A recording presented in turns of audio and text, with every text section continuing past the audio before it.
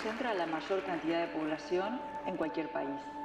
Las ciudades son la forma que encontró la humanidad de tener una vida colectiva, de producir.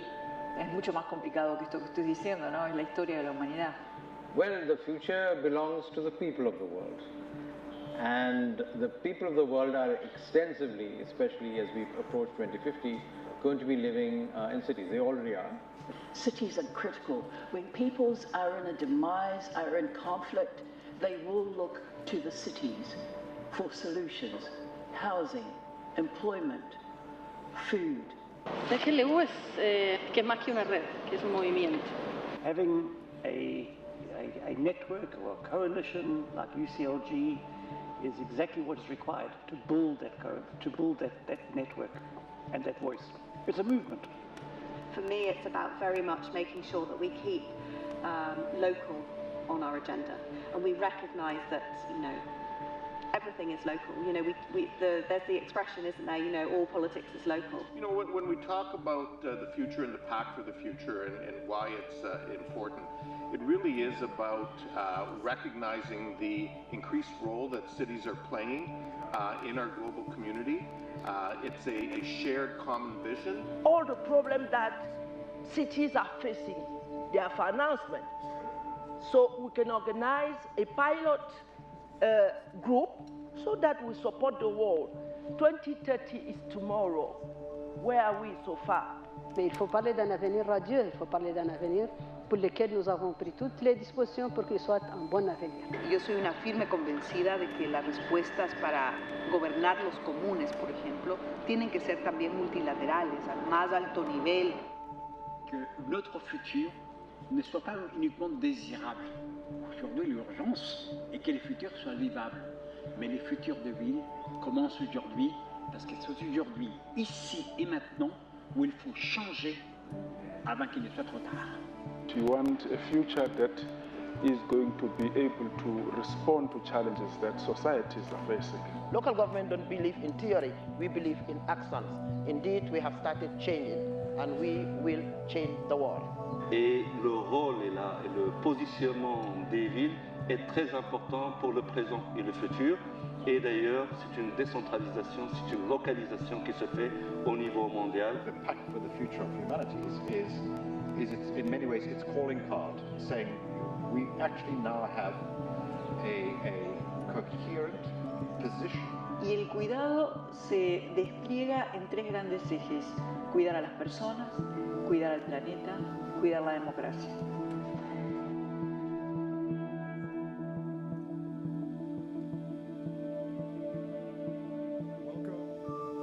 Welcome back, colleagues, and thank you for joining us this evening for the localization trend session. What you have seen is the agora that we have been discussing for the past years with our leadership and as well with our Ubuntu advisors. And what we try to bring to this conversation is the Pact for the Future of Humanity. You have seen during these days that we have these boxes and we have these places with text. This is the Pact for the Future of Humanity that was adopted in Daejeon 1 year ago, which is, even though now we will talk about localization trends, we are still talking about the pact. The pact is still our political mandate, and it is what we follow and it is what we will do. It's both, as our Secretary General Emilia says, it's both our tactic, but it is as well our method. It is two ways. It is political and it is also practical to implement localization. So let us not forget that we are still under the umbrella and that it is the path that we should follow. And let us not confuse ourselves as well, because we have the UN Pact for the Future in September, but let us have in mind that we have our own Pact for the Future of Humanity, that it's still the political trend that we have to follow. And even though the pact is still relevant, we will not deny that we have new challenges or new priorities. And this is what we understand for trends of localization. It is both demanding issues, but as well the priorities that we are putting in front of our agendas depending on different circumstances. And we have here with us Billy Cobbett, who is a UCLG Ubuntu advisor. And he's part of the drafting committee of this Pact for the Future that together with you, with our leadership, with our partners of the town hall, accompanied UCLG to deliver this Pact for the Future of Humanity. And he will start this session identifying why the pact is still relevant and the trends that we need to put attention for this year. And let us have in mind that this evening we will be discussing SDG 16 as a whole. We have a future envisioning exercise later around building blocks for peace, but let us not forget that SDG 16 is also about institutions. And it is a key component that in times and challenging times for peace as of today, we tend to only measure SDG 16 under the lens of building peace, humanitarian aid, but it is also about institutions. So having said this, Billy Cobbett, UCLG Ubuntu advisor, the floor is yours. Thank you, Pablo.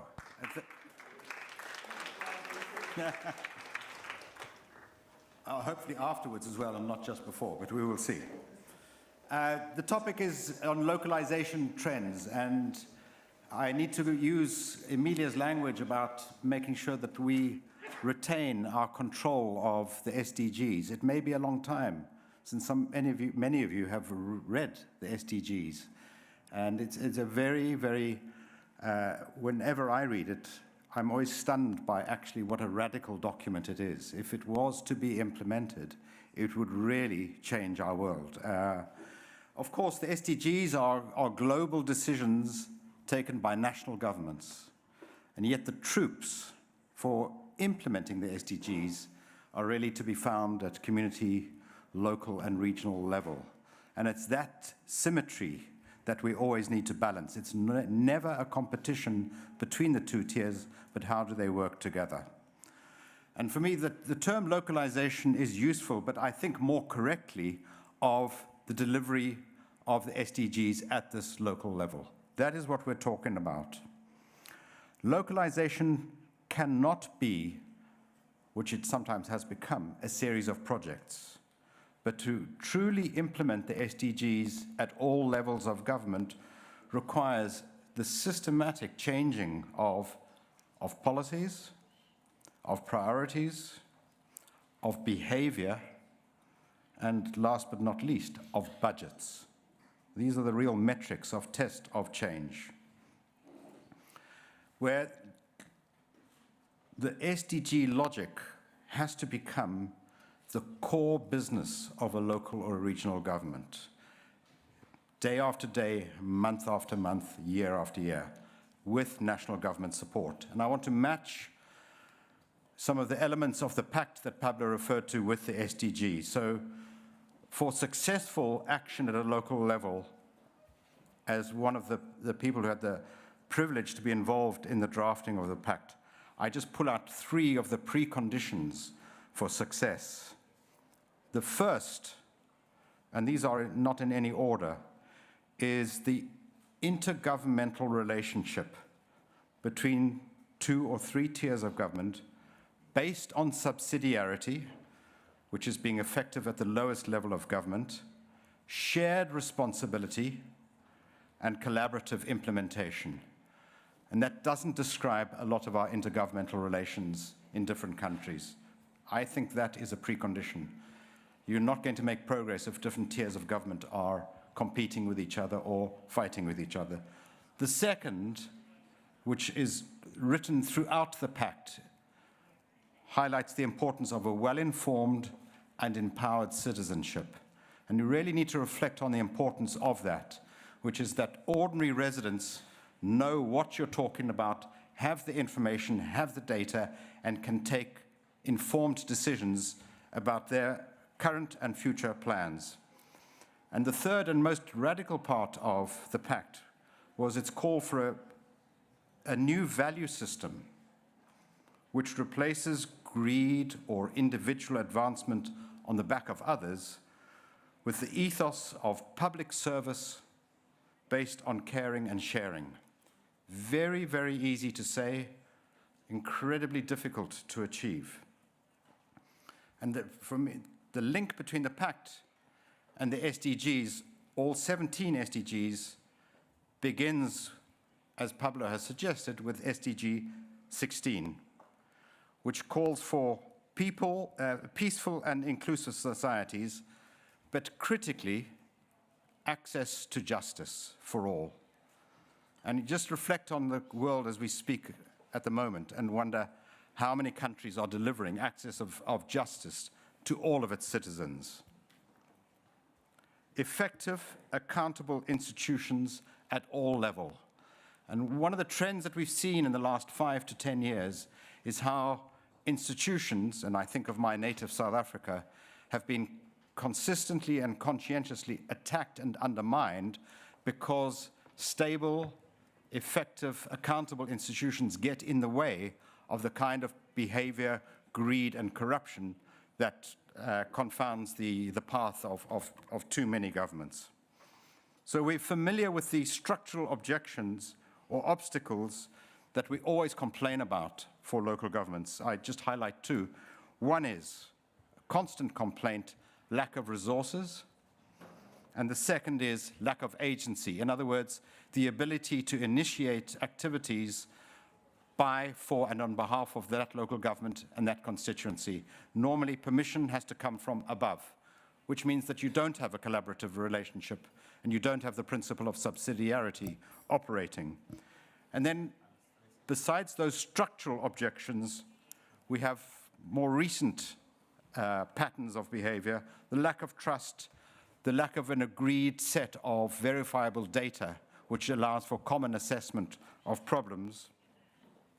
And we have increasingly the weaponization of issues at a local government level, transport. Earlier on we were discussing migrants, where in fact the very topics of development are now becoming weaponized and being used as instruments of division rather than cohesion. So you may think that I think that the world is in a terrible place at the moment. That would be a correct reading of where we are. Yet, despite that, what we've heard today and what we know elsewhere, there has been progress. Sometimes against these conditions and sometimes in the space with these conditions. I mean, I highlight the impact of the 15-minute city and the 20-minute neighborhood, which has become a very, very interesting vehicle which provokes new thinking and new reactions at a city level. But it is asking a lot of the right questions. You cannot take the idea of a 15-minute city too literally unless you're a conspiracy theorist. But you can respond to what are they asking me to think about how I live and how I interact with my fellow citizens and with the local authority and with the private sector. Secondly, we have seen significant changes, and I'm very aware of being in Barcelona, in patterns of the use of urban space and the rethinking of urban mobility, so that the city becomes more integrated and more useful for people, not based solely on exclusive forms of transport. And based on my old work, the redefinition of the city to include and recognize what are called informal areas, past, current, and critically into the future. In other words, we are now seeing a growing number of cities, particularly in the Horn of Africa, for example, planning for urban growth that is as certain as it is predictable. These are dramatic changes. And this morning, we heard of one of the best examples of local action, which is the bilateral relationship around the Lampedusa Charter, a really forward-thinking, radical piece of collaboration between cities, communities, and across countries, which breaks so many of the rules, but takes us forward as opposed to backward. So when we focus on localization and local initiatives, I see 3 or 4 areas where the progress that we can make at a local level is very difficult to replicate at other levels. The first is on innovation. And my definition of innovation, how do you know if something's innovative, is when you get different solutions to the same problem. And that gives you a basis for learning. And so it's the very opposite of command and control from the center, where someone at central government knows all the answers to all of the challenges. And that actually kills innovation. So the space for innovation is really what we seek from different tiers of government. The second is, when there is local action, is accountability, which is that there's accountability not upwards, but across and downwards to the local residents and community, to the organizations, to the private sector. And the third is intergenerational justice, which is something we don't pay enough attention to, which is the aging society that we have in certain parts of the world and the extraordinary youth bubble, it's more than a bubble, the youth cohorts in different parts of the world. And all of our planning and thinking at a local and national level has to take account of what are the long-term impacts of not only the policies that we implement, but policies that we fail to implement, because so often we sing policy failure rather than bad policy. And the last is, and I refer again back to what Emilia said this morning, sustainability, which derives from the consensus and the informed consent that a community gives to a decision guarantees that it will be sustainable. So I believe that this is not, localization is not the handing down of the SDG projects to local governments. Rather, it has to be a collaboration across all tiers of government where the roles are shared, identified, and where there is common purpose. And I think that therein lies future. And we have in front of us two radical documents. SDGs is a radical agenda, as is the Pact for the Future. And I hope both of those get reflected in the Summit for the Future, but also in the continued work of UCLG. Thank you very much, Pablo.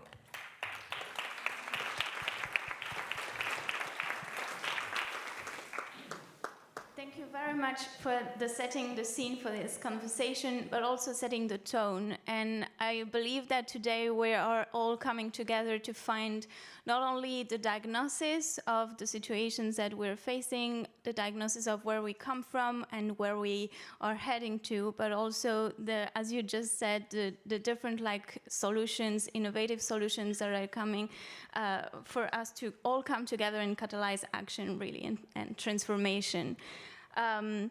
So I would like now to give the floor to two other speakers for the setting the scene segment.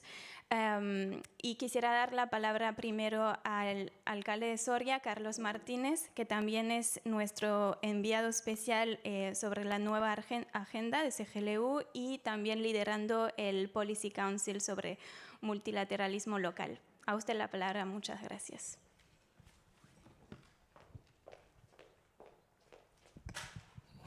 Buenas tardes a todas y a todos. Hablaré desde aquí para intentar generar un poco más de cercanía que desde el púlpito. Yo me siento más cómodo y espero que todos ustedes también, ¿no?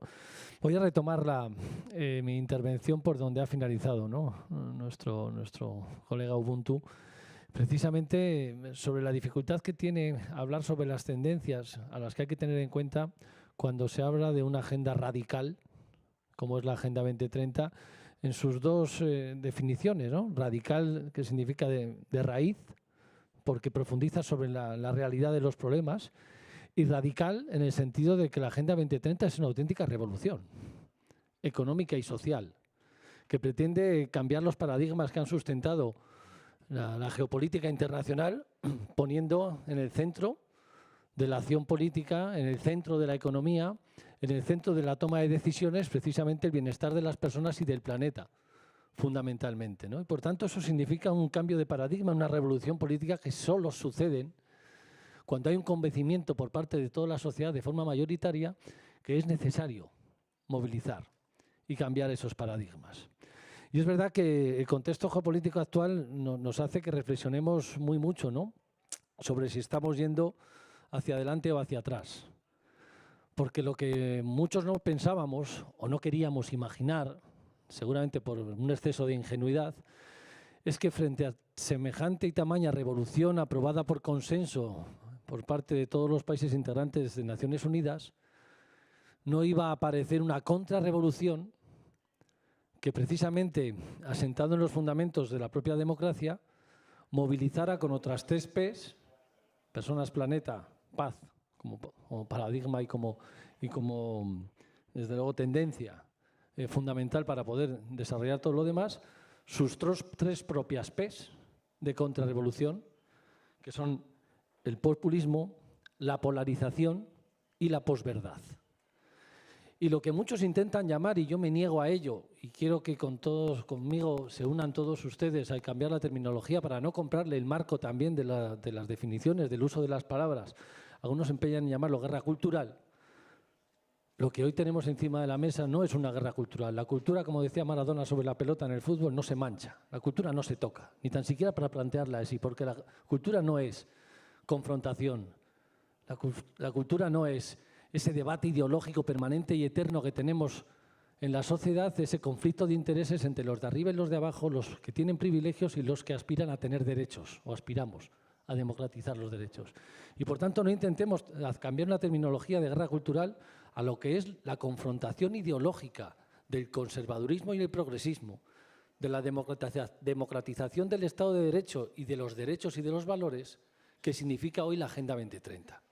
Y no les compremos el marco de la guerra cultural porque es una guerra y un conflicto ideológico de los de siempre, que aúna y cambia los paradigmas más importantes. Y en esa contrarrevolución creo que es muy difícil, insisto, hablar de tendencias, más allá de la tendencia más lógica e indispensable de todas ellas y que nos convoca en la siguiente reunión, que es la paz. Sin paz, ya no solo como ausencia de conflicto bélico, sino sin paz en general, es muy difícil avanzar en el resto de derechos. Más allá de esa tendencia, lo importante y lo que yo aprendí desde el inicio, ¿no? Cuando empezamos a hacer esa pedagogía que hablábamos siempre sobre la Agenda 2030, precisamente se ceñía a la universalidad de la misma, porque afectaba a todos y en todos los sitios, porque tenía los valores universales que todos hemos defendido siempre como paradigma para el avance de la sociedad a nivel global, y que era absolutamente indivisible en cada uno de sus 17 objetivos de desarrollo sostenible, en el que algunos podían ejercer como palanca, aceleradores del resto, pero la indivisibilidad de la agenda hace que tengamos que entender que desde las políticas públicas y con la necesaria coordinación institucional que se aplica entre los distintos estados de la administración y entre los distintos países, tenemos que entender que solamente con una hoja de ruta clara y una estrategia planificada a lo largo del tiempo con su correspondiente marco económico-financiero para aportarlo, sin eso será muy difícil marcar unas líneas u otras de acción. No podemos dejar y apuntar únicamente al objetivo 1 sin entender el 5. Ni asentar la democracia sin la paz, objetivo 16, sin entender las políticas de gobierno abierto para que la ciudadanía pueda entender todo esto. Pero resulta que en eso que llamamos tendencias, que son lo que algunos aprovechan para intentar sacarnos del marco de debate de lo importante, e incluso a través de la posverdad y las mentiras y las falsedades, cuyo altavoz en muchas ocasiones ejercen las redes sociales y los medios de comunicación, generan afines a esta contrarrevolución, algunos en contra de sus propios intereses. Y no voy a negar, no voy a obviar, perdón, un debate y una polémica que tenemos encima de la mesa, al menos en el ámbito europeo, ¿no? Que es, y que cuando hablo con mis colegas iberoamericanos les cuesta entender, ¿no? El otro día tengo una conversación interesante con Sergio sobre todo esto, ¿no? Hemos pasado de un esquema en el que planteábamos que la tierra para el que la trabaja y los beneficios de la misma para la globalización y la seguridad alimentaria tenían que ser como uno de nuestros objetivos. Y hoy estamos viendo como muchos de los agricultores en el ámbito europeo están manifestándose legítimamente en defensa de sus intereses, pero enarbolando banderas del antieuropeísmo y enarbolando banderas de contra la Agenda 2030. Siendo fervorosos defensores, algunos de ellos, no todos, del negacionismo climático. Ya no os digo de la igualdad de género. Por tanto, esa posverdad tenemos que intentar combatirla también intentando seducir un poquito más a la gente. Yo hoy estoy contento de poder haber estado en esta mesa y participar en este retiro y hacer una autocrítica. Hoy están siendo mucho más interesantes. Hoy de verdad empieza un retiro en el que yo me siento mucho más identificado que el propio día de ayer, en el que los miembros de la presidencia nos aburríamos entre nosotros mismos. Algo habrá que hacer, ver. Porque si no somos capaces, ni tan siquiera nosotros, ¿no?, de seducirnos en nuestros discursos, pues imagínense, para buscar esas alianzas y esa seducción a los colectivos, a la sociedad civil, a la propia ciudadanía, para que se pueda incorporar a la toma de decisiones, ¿no?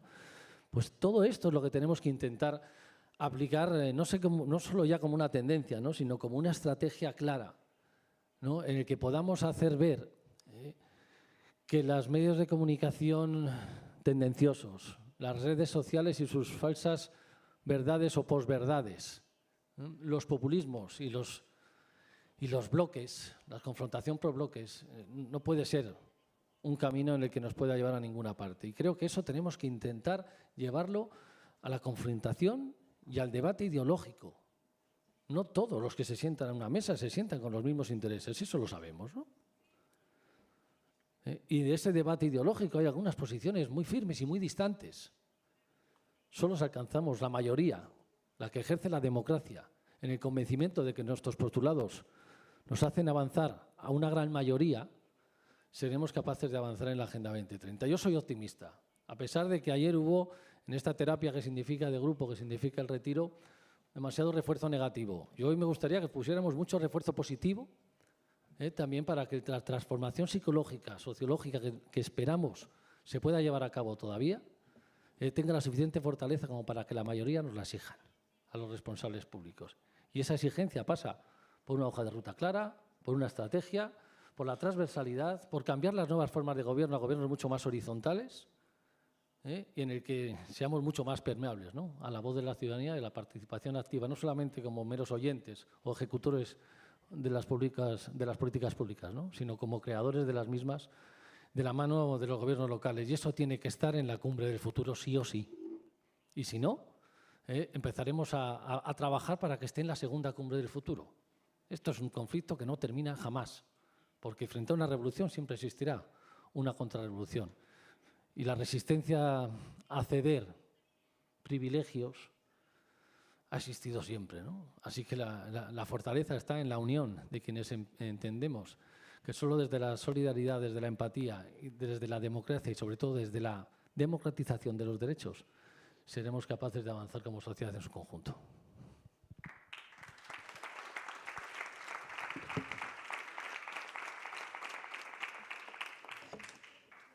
Gracias por sus palabras y gracias por mencionar el mayor desafío que tenemos, que es el de cómo construir consenso.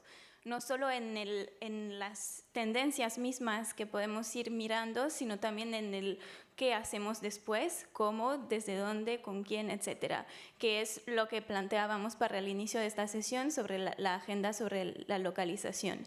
Y creo que este es donde sí podemos ser positivos, en el sentido de que tenemos muchas soluciones y sabemos cómo organizarnos. Y una sesión como esta es un ejemplo de esto. Quisiera ahora, je vais passer au français, et je voudrais maintenant donner la parole à Monsieur Jean-Pierre Elong-Mbassi, secrétaire général de CGLU Afrique, pour quelques mots aussi d'introduction. Merci beaucoup. Merci beaucoup. Merci pour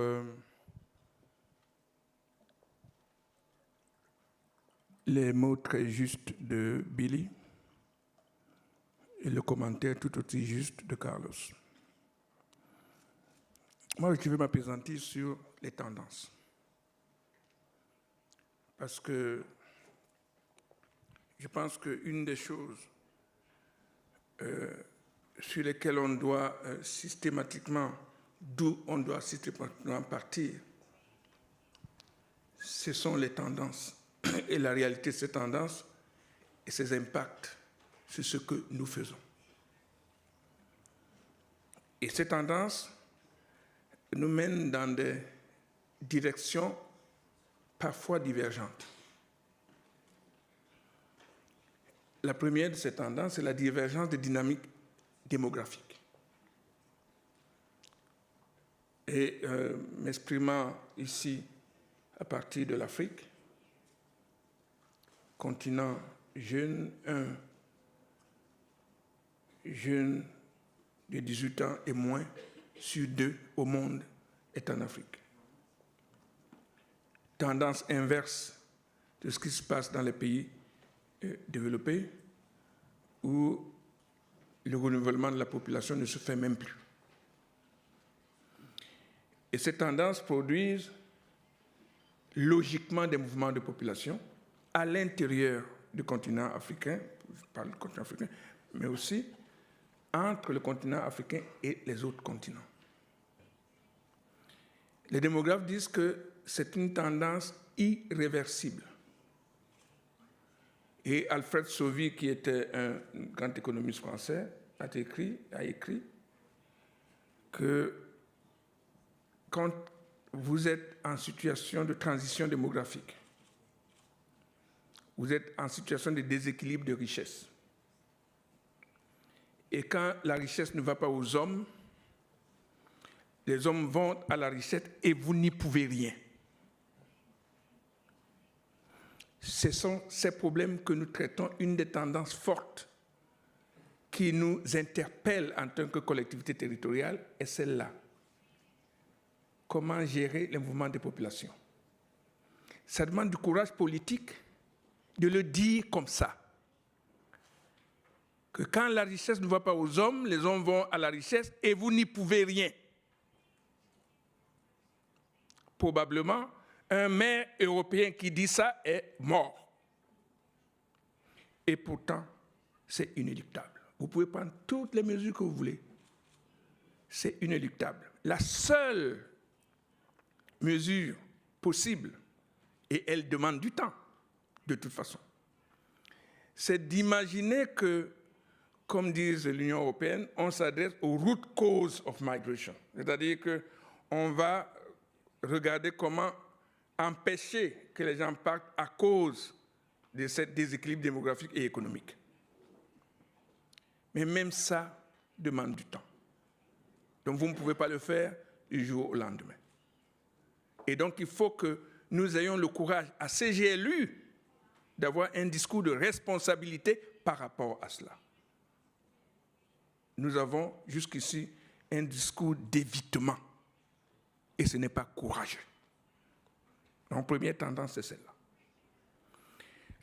La deuxième tendance est une tendance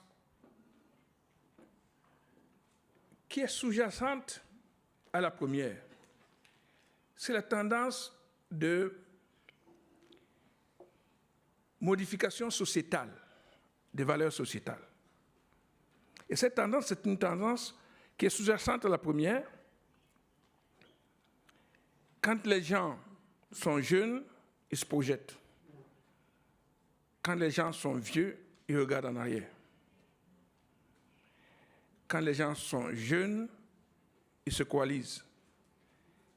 Quand les gens sont vieux, ils s'individualisent. Et quand les gens sont jeunes, l'espoir est leur moteur. Quand les gens sont vieux, le ressenti, le ressentiment est leur dynamique. Et ça change la manière dont on conçoit la vie en société. Ces modifications sociétales ont des impacts énormes sur la manière dont on vit différemment nos collectivités. Je n'ai pas beaucoup de temps, et donc je vais maintenant passer dans des bullet points sur les autres tendances. Partout, on s'aperçoit de crispations géopolitiques. Nous ne pouvons pas faire comme si ces crispations géopolitiques n'existaient pas et qu'ils n'impactaient pas sur la manière dont nous considérons même notre insertion dans cet univers géopolitique. Nous avons vu comment la guerre en Ukraine a failli faire éclater notre mouvement. Crispation géopolitique. Nous avons vu comment ce qui se passe en Israël a un impact énorme sur les positionnements des uns et des autres dans notre mouvement. Crispation géopolitique. cet espace-ci est un espace où il ne faut pas fuir les problèmes, il faut les affronter. Je passe très rapidement. Troisième élément très important, c'est la généralisation de la culture de la confrontation. C'est une tendance forte. Or, cette culture de la confrontation nous amène à concevoir des gagnants et des perdants chaque fois. Nous, en Afrique, généralement, dans notre culture, on insiste sur la construction des consensus. Et pour la construction de consensus, on prend du temps de parler. On appelle ça la palabre. Et quand on passe du temps en palabre, ici, on dit, vous perdez du temps. Et chez nous, on dit, vous avez le temps, vous avez la montre, nous, on a le temps. Donc, quelque part, cette culture de la construction du consensus est une culture qu'on ne doit pas perdre dans cet espace. Or, on est convoqué pour la perdre parce que c'est la compétition de tous contre tous. La dernière chose, c'est la mise en question du multilatéralisme. Nous sommes à un moment où le multilatéralisme est en question partout. Et je voudrais dire ici que probablement le seul rempart pour le multilatéralisme, c'est ce GLU. C'est le seul endroit où nous avons toujours su dépasser nos différences pour construire ce qui fait nos ressemblances. Et nos ressemblances, c'est le mandat reçu de nos collectivités, de nos populations. Elles n'attendent pas de nous des querelles partisanes, elles attendent de nous des solutions. Et c'est normal que ces solutions, si on les a à cœur, alors les objectifs de développement durable deviennent un programme. Et malheureusement, nous ne l'avons jamais conçu comme un programme. Il est temps de le faire. Merci.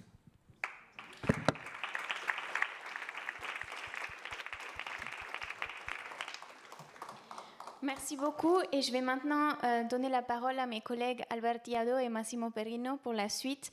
Je voudrais juste mentionner très rapidement quelque chose dont vous avez tous les trois parlé sur les changements démographiques qu'on voit et qu'on va voir ensuite. Et aussi, vous aviez parlé de solidarité intergénérationnelle, vous avez parlé des jeunes, etc., du consensus. Et c'est quelque chose qu'on a déjà commencé à travailler aussi en lien avec l'Agence des Nations Unies, UNFPA. Et c'est quelque chose qu'on va continuer à travailler tout au long de cette année jusqu'à un événement lors du Forum politique de haut niveau. Donc voilà, c'est fort dans notre agenda depuis tous les niveaux et depuis évidemment les services publics locaux. Et enfin, juste mentionner le fait que c'est très important que vous mentionnez tous les trois dans vos interventions l'espoir. Et je pense qu'il faut aussi reconnaître toutes les inégalités qu'il y a parmi les personnes qui peuvent ou non avoir de l'espoir, parmi les jeunes, parmi les personnes âgées, etc. Voilà, on avance avec mes collègues pour la suite et pour les dialogues sur les demographic trends. Thank you.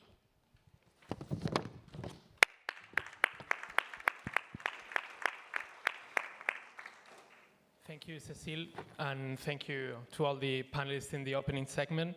And I want to pick up on that last words that you shared, Cécile.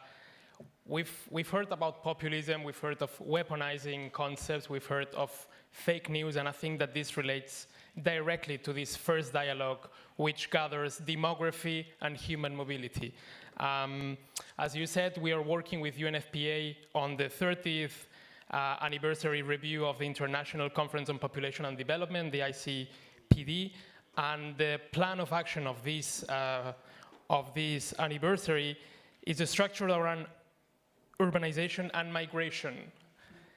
And one of the key trends of this plan of action is demographic diversity. So we are seeing this link not only from our constituency and our witnesses, but also in the witnesses and plans of action of our partners. Demography and human mobility were key elements that surfaced yesterday during the GTF Day throughout the whole day and the three segments that explore where are we going this year. We heard about urbanization, informality, housing, aging population, climate mobility, demographics. So this first dialogue wants to explore how these two concepts relate, and for this we have with us Claire Hart, who is the Vice President for International Relations in Europe of Montpellier Méditerranée Métropole. Bienvenue. And Sashini Gomez from IOM, Migration Policy Officer and Focal Point on Local Government and Inclusive Cities. So, Ms. Hart, I will start by asking you the first question of this dialogue, which is, how can we create frameworks for innovation and good governance that promote the localization of these two trends to avoid this weaponization and work towards hope, as was referred many times in the opening? Thank you. Thank you very much. Okay. Thank you very much, and thank you so much to the three speakers that introduced so well this panel. It's a great joy to talk about this subject, and I really want to place that word hope at the beginning of my words. It's a beautiful word, and it's a word we need to retain. I'm going to throw out to you all a statement, and I would hope that we are all in agreement here from the four corners of the world. The statement is that international migration today is a fact of life. I think my micro's gone. Is a fact of life. Closing our eyes or our borders is not an option. Do we agree with this? Can I see a show of hands for everybody that agrees with that statement? Thank you. So, once we've said that, and once we're in agreement with this fact, and once we accept that the pact for the future, that the Agenda 2030 is a radical way forward, as Carlos was saying before, we have to truly manage to bring this down to the local level. And I really appreciated the words of William on the fact of weaponization and this idea that we have this often thrown back at us as a way of pulling down this extremely important debate. So let's lose sight of the statement that we all just agreed with. Now, we know today that demographics and human mobility are part of life and will move forward. We know that we are living in a world of polycrises. We know that climate change is rampant and that people are going to be leaving for this. And as you said so rightly, people are not going to stay where they have nothing to live for. I had a trip very recently to a very distant part of Africa, and I saw places that had absolutely no access to water whatsoever. How can you possibly, as a youth, imagine that you're going to be able to stay there and make a life? So once we've accepted this, once we realize that SDG 16, but so many other SDGs as well, are impacted by this migratory question, we at the local level have to apply. I want to remind us again that at the UN level, they are all in agreement to say that 75% or more of the SDGs are only obtainable if the local level gets involved. So when we've said that, we realize to what extent it depends on us, and to what extent, dear Secretary General, we have to get out of the box, and we have to be radical about the way that we do things as well. So, having said all of this, we need to work on the positive message, and I'll come back to hope. The positive message on migrant integration is that we are living in a global world today, and that we need, in our cities, towns, villages even, we need that international aspect. And we know that diversity is an enriching source that will bring to us. I want to just give you an example, an Italian example of a small Italian city that was dying off, that was prey to bad practices, mafia practices, and that came back to life thanks to the arrival of migrants. But unfortunately, this was weaponized, and we had a mayor that found themselves in prison and condemned for bringing migrants into their cities. So, you know, the combat is a great combat, and the weaponization is very, very present. So, while we are working to bring into our cities and show our city dwellers that this is a positive aspect, we know that there are other forces at play, and we know that we have to combat these forces. And we know as well that we have to be courageous, because let's call a cat a cat. Today, we have difficulties facing the populist swell in our European countries. And we have to be very out there, as we've said before, and we have to take our courage and we have to speak out. So it's up to us at the local level to show and to act upon the fact that this is a wealth and that this is a point of hope for our cities. We have to act on integration. We have to act as well on bringing our migrant friends into employment as quickly as possible. And I want to quote a couple of cases like Sweden and Germany, who acted very, very upstream on this question and really looked into what economically the migrant populations could bring to their different countries. And there are some very good practices out there to share. And this is one of my points today. Take-home message. Let's put down all these best practices almost on a sheet so that we can share them together and work on them together, because we all need that kind of support. So, migratory bringing in, migratory contribution is one of our key messages here, and making sure that our populations accept and integrate in their own way. Our businesses, our economic sector, but also our local dwellers. They need to get to know these people. And we have set up in our city, we've set up a kind of a, what we could call a Republican exchange between the person in the street and our migrant friends who come into our city. And together, we have brought them into a better knowledge of each other by allowing them to spend time together, by allowing them simply to get to know each other, and by opening the eyes of our local dwellers to the rest of the world. We're in an international arena, we work and we evolve in an international environment, but don't forget, we have a lot of people that don't have that kind of luck, and it's up to us to take them down that road. So that's another area that we need to work on, and it's a very important point.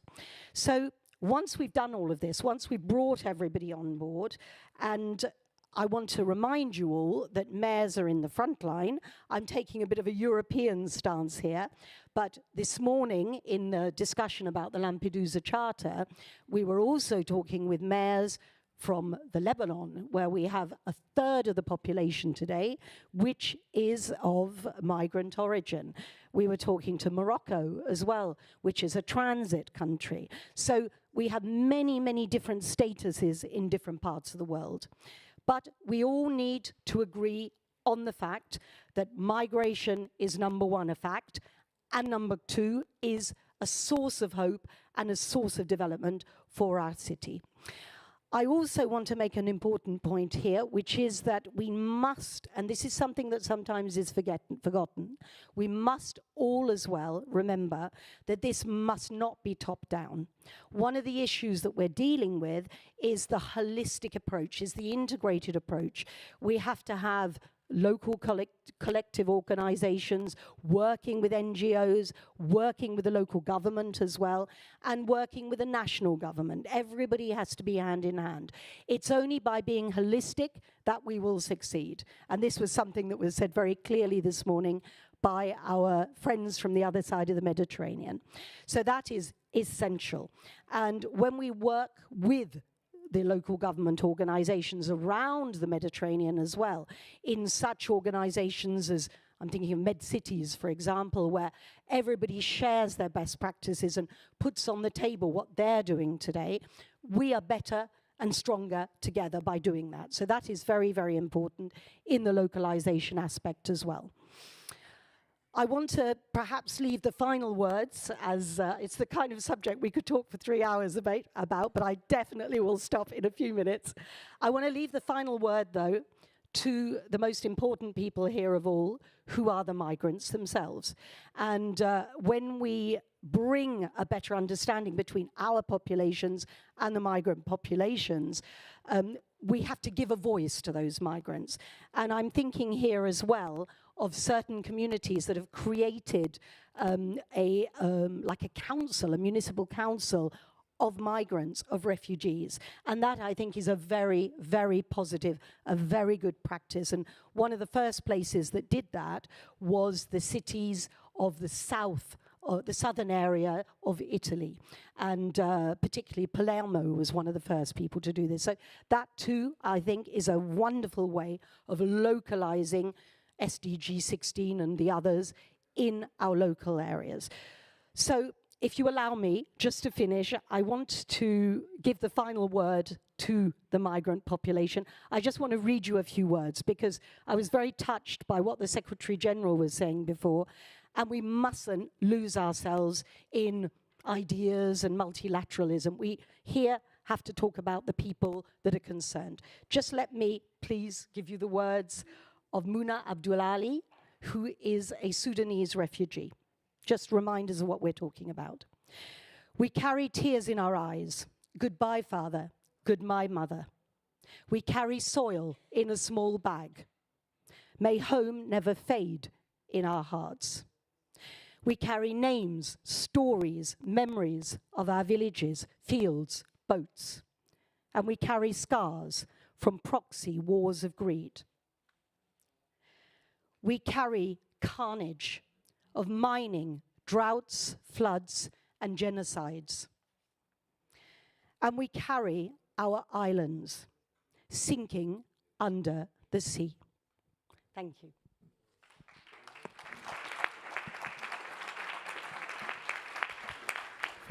Thank you, Vice President, and thank you for bringing the migrant-centered, with this people-centered approach to human mobility and demographics. And it relates a lot with the sessions that we've had in the morning. You also touch points related to building positive narratives about migration and refugee and displaced people, inclusion and long-term integration in our societies, but also having holistic views and multi-stakeholder approaches, which relate directly with our next speaker, who is Sashimi Gomez from IOM. Last year and the beginning of this year was a very busy time for the human mobility agenda at UCLG and the organized constituency of local and regional governance. We had the Global Refugee Forum in December. We had the Global Forum on Migration and Development in January. And we witnessed the same trends during those two fora, which were the importance and the cross-cutting nature of the human mobility phenomena in everything that we do, in localizing not only the migration and refugee compacts, but all the global development agendas. So, Sashini, I had a question for you relating human mobility and its impact on demographics, in particular in this urban era, how these two phenomena interrelate in the context of growing urbanization. Thank you very much, Albert, and thank you very much for beautifully setting the context of how migration can be really hopeful and positive outlook and dynamic in city development, and really how we can use migration to really support and develop cities in that context. If I could really speak to you a bit about people on the move and the impact it has on our demography. Whether we see people moving across international borders for different reasons. It could be poverty, it could be moving because of conflict, and we see this kind of movement that happens within and across borders. Now we increasingly see people also moving because of climate change and increasing temperatures. And so we see a combination of internal migration happening where people are moving now within their countries.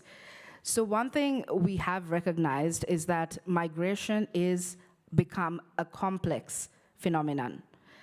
And the latest data is showing us that 60% of the world's refugees and 50% of the world's displaced people are living in cities.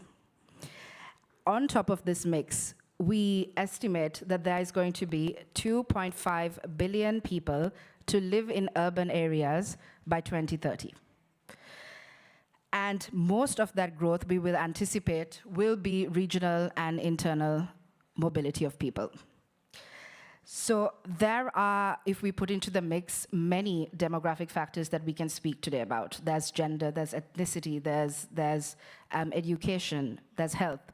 But I'd like to zoom in a little bit about one of the 6 SDG transitions, which is about jobs and employment. Quite a common theme that I noticed also came out in the past few days, but our predecessors who really set the scene have been having the same thinking, which I'll just get into in a minute. We've seen now in Africa, on one side, you have an aging population, and that aging population is only going to exacerbate our labor shortages. And by 2050, we're going to see countries like Japan and the Republic of Korea, Spain and Italy, that are going to have nearly 40% of their population over the age of 65. On the other hand, we've seen in Africa, you have around 70% of the population under 30 years of age. And there is a scarcity of job opportunities in that region. So there are millions of people on one hand with skills, with employment, with talent, who are really looking to work in these areas, but there's insufficient pathways for them to migrate regularly and to find these great opportunities. So this will all take place in the context of migration as an urban reality. The global demographic shift and the economic transformation has underpinned the need for us for migration that can really drive sustainable development.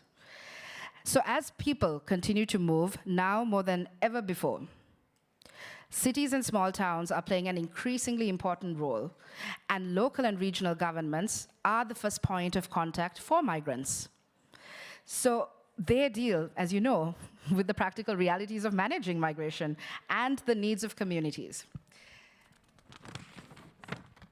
And in IOM, we've understood that cities are great partners for us, and none of this can really become forward without working together on this. On one hand, in IOM, we've developed a plethora of different tools to support you, to help make migration work for sustainable development. So we have tools such as, for example, the migration governance indicators, and this will really help give you an assessment of what your current status is of migration governance in your respective cities or municipalities.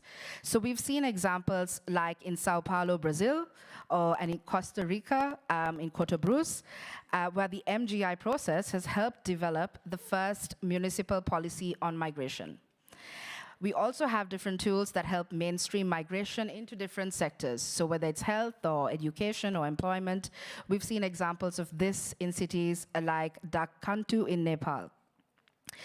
So we have also these different partnerships, and they've been really great in terms of helping us to leverage our expertise and our networks. And the Mayor's mechanism, which we've done in partnership with UCLG and the Mayor's Migration Council, we've pushed forward agendas like the call to local action for migrants and refugees in partnership with UNHCR.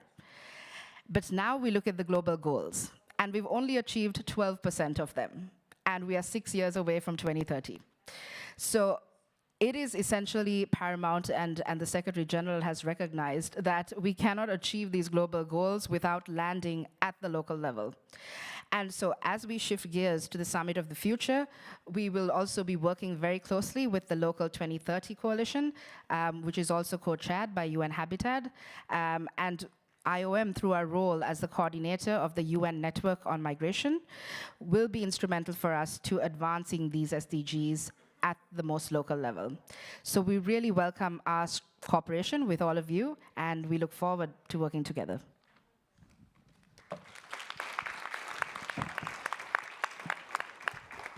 Well, thank you very much, Sashini, for bringing those important points to the table. And I think one of the trends that I'd pick up from what you said that I think is the first time we've heard today is migration related to climate. I think that's something that hasn't come up yet, so it's definitely important to take into account. I want to switch gears a little bit and go to our next dialogue, which is focused on the future of work, on artificial intelligence, and on hate speech.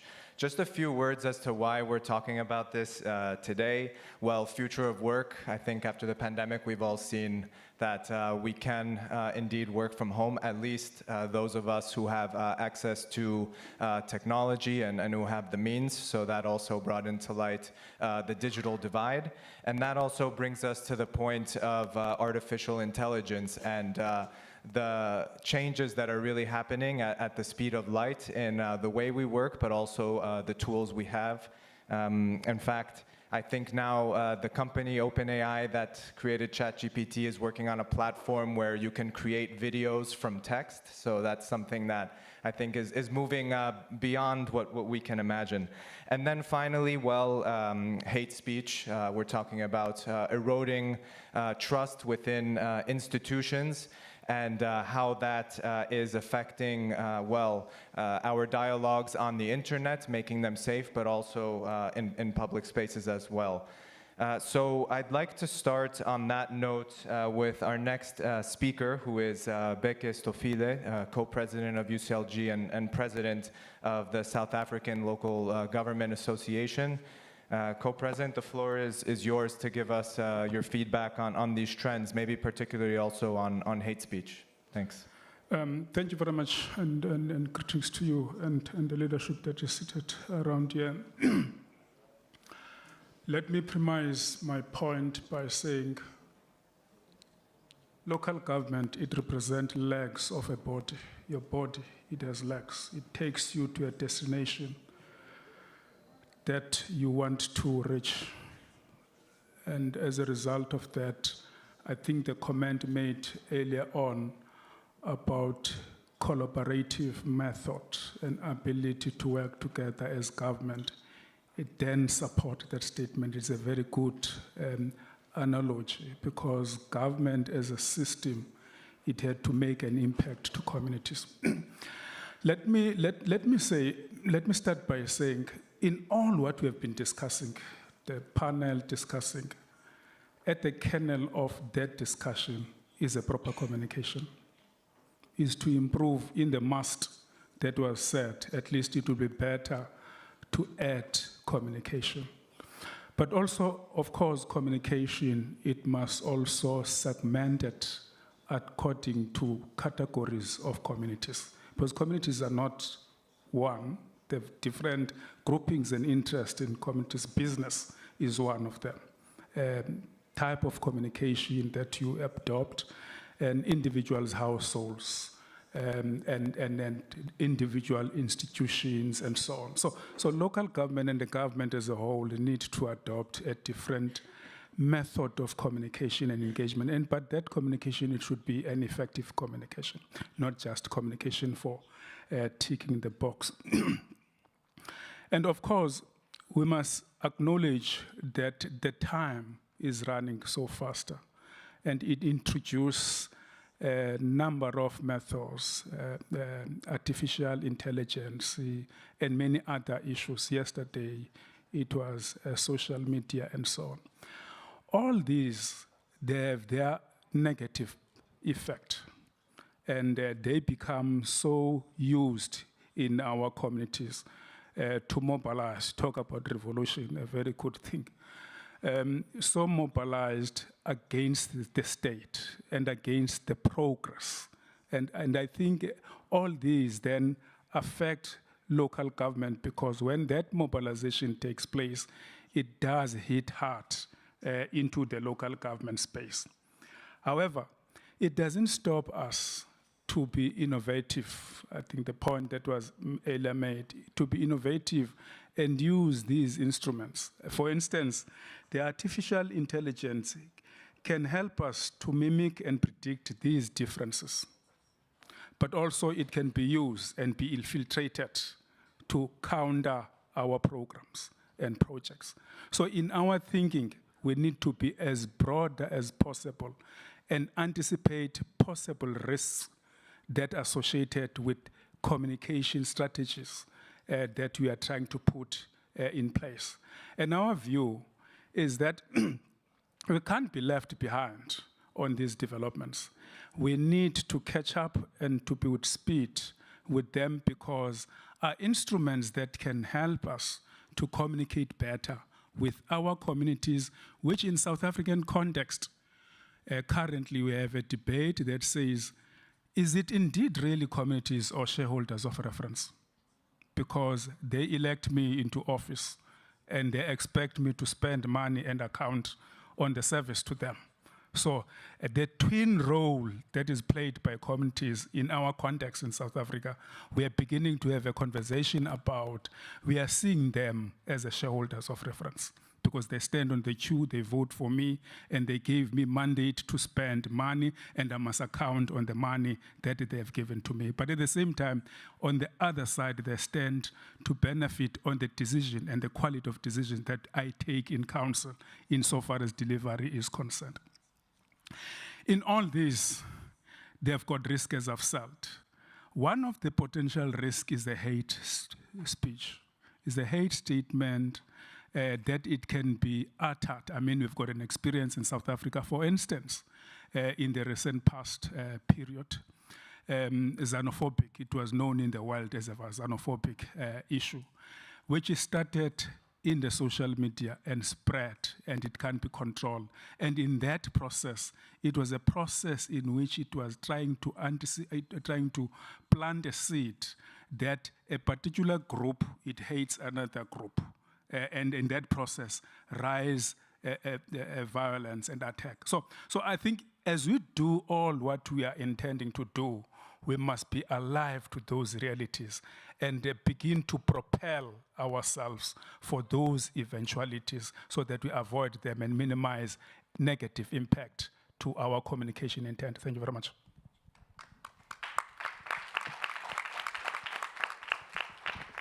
Well, thank you very much, President, for bringing forward the issue of the dichotomy between what's positive when it comes to the use of technology and its potential to help us in our work, but also how it can contribute negatively to our society. And it actually reminds me that from our side, we're working within the local government constituency to have the voices of local governments involved in technology policy. And one of the milestones this year is at the Summit of the Future, they're going to adopt a global digital compact, which is supposed to be really the future, let's say, UN agreement that really goes into detail on the future of technology, and AI is key in that regard. So thank you very much for that. And well, now we'll be shifting a little bit more, maybe focusing on the future of work. And I'll be giving the floor to Pierre Martineau Lagarde, who's the Advisor Partnership Department for the ILO. Over to you, Pierre. Thank you. Can you hear me? Yeah. Thank you very much, Massimo. Thank you for the invitation. And it's a pleasure being with you and continuing the journey that we started, I think, 12 or 13 years ago together. The first thing I would like to point, I mean, as we speak about the future of work, is the sort of common diagnosis which we are coming together. For the last 2 days, the debates that you had with Pablo and Emilia yesterday, I felt very comfortable because most of the issues that were on the table from the side of local governments are also issues for the world of work. We are facing demographic challenges. I mean, Jean-Pierre was very eloquent. I don't need to go back to that. And I think one of the key elements of those demographics is uneven spread all over. We mentioned, and we were at great length about the climate issues, the need to project ourselves into a just transition, even if the word transition is maybe a little bit problematic, but because we are starting here, but we don't know where we are going, in fact. So we are not transitioning from A to B. We are transitioning from A to something. So that's a big challenge. I think the world of work is not foreign to the question of migration, and we already see that the excess of migrant or non residents to either in within country or outside countries for migrants to the labor market is not an easy solution, and very often it has a very immediate consequences that this access being unequal, not the same quality of job, is being offered to migrant and longer-term residents. Lastly, on the broader sense, not only AI, because AI is the top of the thing today, but I think we can think of robotization, artificial intelligence, and all the transformation that is being faced by the technology brought into the world of work. I think we are faced again with the same challenges, is that it's going to be very unequal.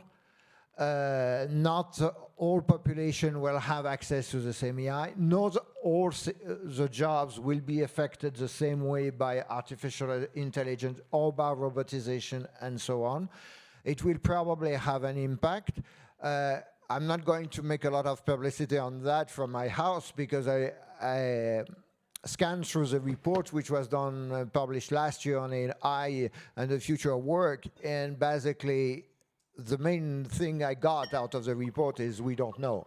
In a sense that we have many questions, question of distribution, question on how it will come to different countries, what's the impact in different countries, and so on. All of this is there, and we, of course, share questions on the future of multilateralism, questions which go beyond the role of local governments. I hear my colleagues from the trade union asking where are the trade unions in the global governance? I mean, they are in the ILO, but how are they somewhere beyond? The same for the employers' organization. So I think with that, it would be fair to say that we are close to having a sort of common diagnosis, and in a social dialogue perspective, starting from the same basis is already something very positive in a sense, even though this diagnosis is going to be enlarged, because I'm pretty sure that other issues will come up and will come to the table in the future, issues that we have already had a glimpse on when the impact of the COVID pandemic 3 or 4 years ago. So we are starting from there. When we start from there, I think the next question is, where do we go? And all the answers are not on top and all the answers are not down, but it's a little bit of work. The real question is, how are we going to work together? And which are the values which are going to bind us together? The ILO was created in 1919, so it's not a UN agency, but it was born out of the League of Nations. The ILO Constitution was a sort of gift to the workers for their contribution to the war efforts in many aspects. And one of the things which was very strong in the creation of the ILO was this motto: there shall not be lasting peace without social justice. And social justice had diverse interpretation. It meant different things in that context. This was maybe a little bit of a buzzword. And we need buzzwords. I mean, we are from different cultures, we are from different countries, from different backgrounds. We need words which we understand quite similarly and sometimes differently, but accept with those words to be working and going forward together. And this is, I think, our chance today, is that in this same diagnosis, that we can have also a sort of same grounding. I think Bill pointed that there were many challenges of finding the same grounding in the future. In that sense, I would like to mention the perception we had in the ILO is that in those times, which I don't think are easy times, but there were other difficult times in the past, so we're probably not making them more difficult than others, but they are quite challenging. The ILO thought of bringing its core agenda back to this notion of social justice, and inviting to form what is for the moment being called a coalition for social justice, with the idea of reaching beyond the world of work. Starting with the world of work, because this is our mandate, that's what I'm not sure we're good at, but that's where we start from. And inviting others, so I hope we can continue this journey, especially together through that coalition. I see two important elements or two possibilities connected to this journey. First is working really at the local level to share the experiences or the solutions. I think we still are missing this type of common construction of solution. We have a number, we were things that in my department, which is dealing with partnership and development cooperation, we have numerous pilot projects. We all have tried youth employment project and so on, but we have a real question about scaling up. And scaling up can always and only come by working together and sharing an initiative and building them together from start. I think the local economic development forum is one of the paths we have tried, and I think we can criticize our journey, but this is part of the story of this journey. So that's one thing. And the second is evidently to work towards together towards the big global decisions which are to be made in the future. I think yesterday was very eloquent in setting the past. The Summit for the Future is one step in a process. It may succeed partially, it may succeed fully, we don't know yet. There will be, we hope, another summit after, which is supposed to be called the Social Summit. It has to be agreed upon with its format and so on. We will have to come back to the SDGs, because I hope, and I heard many of us, the story of the SDG will not be over in 25 nor in 2030. And the story which is going on in the COP and so on, as well as in the Migration Development Forum and all those common elements of the agenda are still ahead of us. So the idea is really to build bridges across the journeys that are being developed. Thank you very much.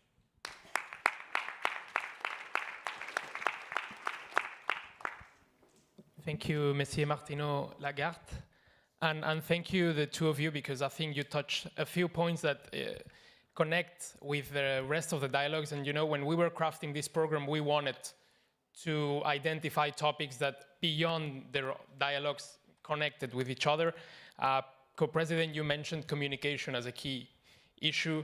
You also mentioned, Monsieur Martineau Lagarde, social dialogue and social justice, and I think that these two issues relate directly with accessibility and youth, which is our last dialogue today.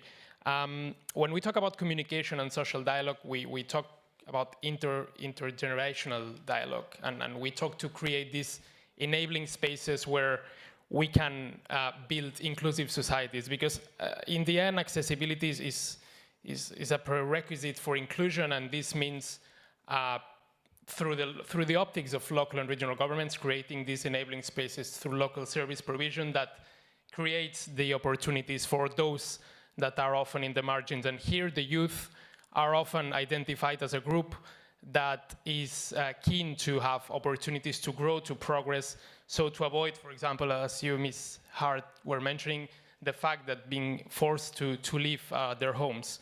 So in this context, we're looking this year, we mentioned several times this afternoon, the Summit of the Future, which builds, as we all know, on our common agenda and the role that youth generations and future generations will have in this agenda is at the center. We saw it yesterday with the call by the GTF on establishing a youth mechanism to advise the Global Task Force, looking at this SDG 16, which will be also in review at the HLPF. So all these dots connect with our last dialogue. I will start by the mayor of Santa Fe. I know that he has to leave soon. Intendente Juan Pablo Poletti, mi pregunta es, ¿Cómo está liderando su municipio políticas para fomentar esta inclusión de la que hablamos, en particular con respecto a los jóvenes? Gracias. Hola. Bueno, antes que nada poner en contexto la emoción y el agradecimiento de poder estar sentado en esta silla. Y el contexto es que yo hace 60 días que entré en la política, nunca milité en la política y a través de la crisis política que tiene la Argentina decidí involucrarme como médico de un hospital y la gente me votó y acá estoy sentado hoy para charlar con ustedes. En ese contexto es que solamente y muy humildemente queremos contar en 60 días lo que nosotros creemos en Santa Fe, que debemos salir de dejar de hablar de accesibilidad y pasar a acciones para que realmente la ciudad sea accesible.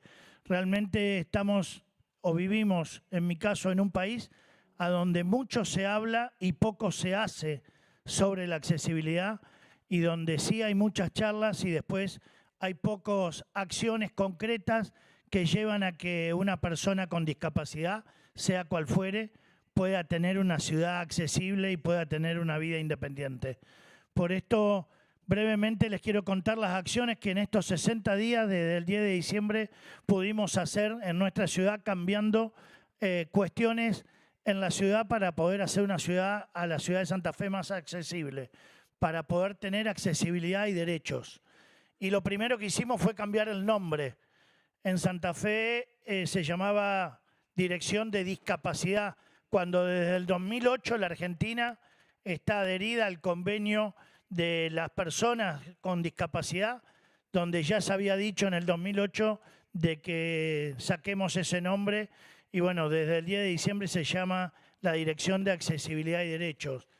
Paralelamente con esto, la oficina que tenía la atención era una oficina que trabajaba con una movilidad que le permitía a la persona discapacitada manejarse únicamente si era empujada por otra persona. Y queremos ir hacia una accesibilidad donde realmente la vida independiente del discapacitado le pueda permitir, a través de movilidad urbana e interurbana, poder acceder. Por eso estamos modificando una edificación cercana al centro que le va a permitir una vida independiente al discapacitado para poder hacer los trámites de discapacidad. Hoy cualquier trámite en la ciudad se debía hacer con una silla de rueda empujada por otra persona. Queremos ir hacia una vida independiente de la persona con discapacidad. Otra de las accesibilidades que empezamos a garantizar fue la de la comunicación.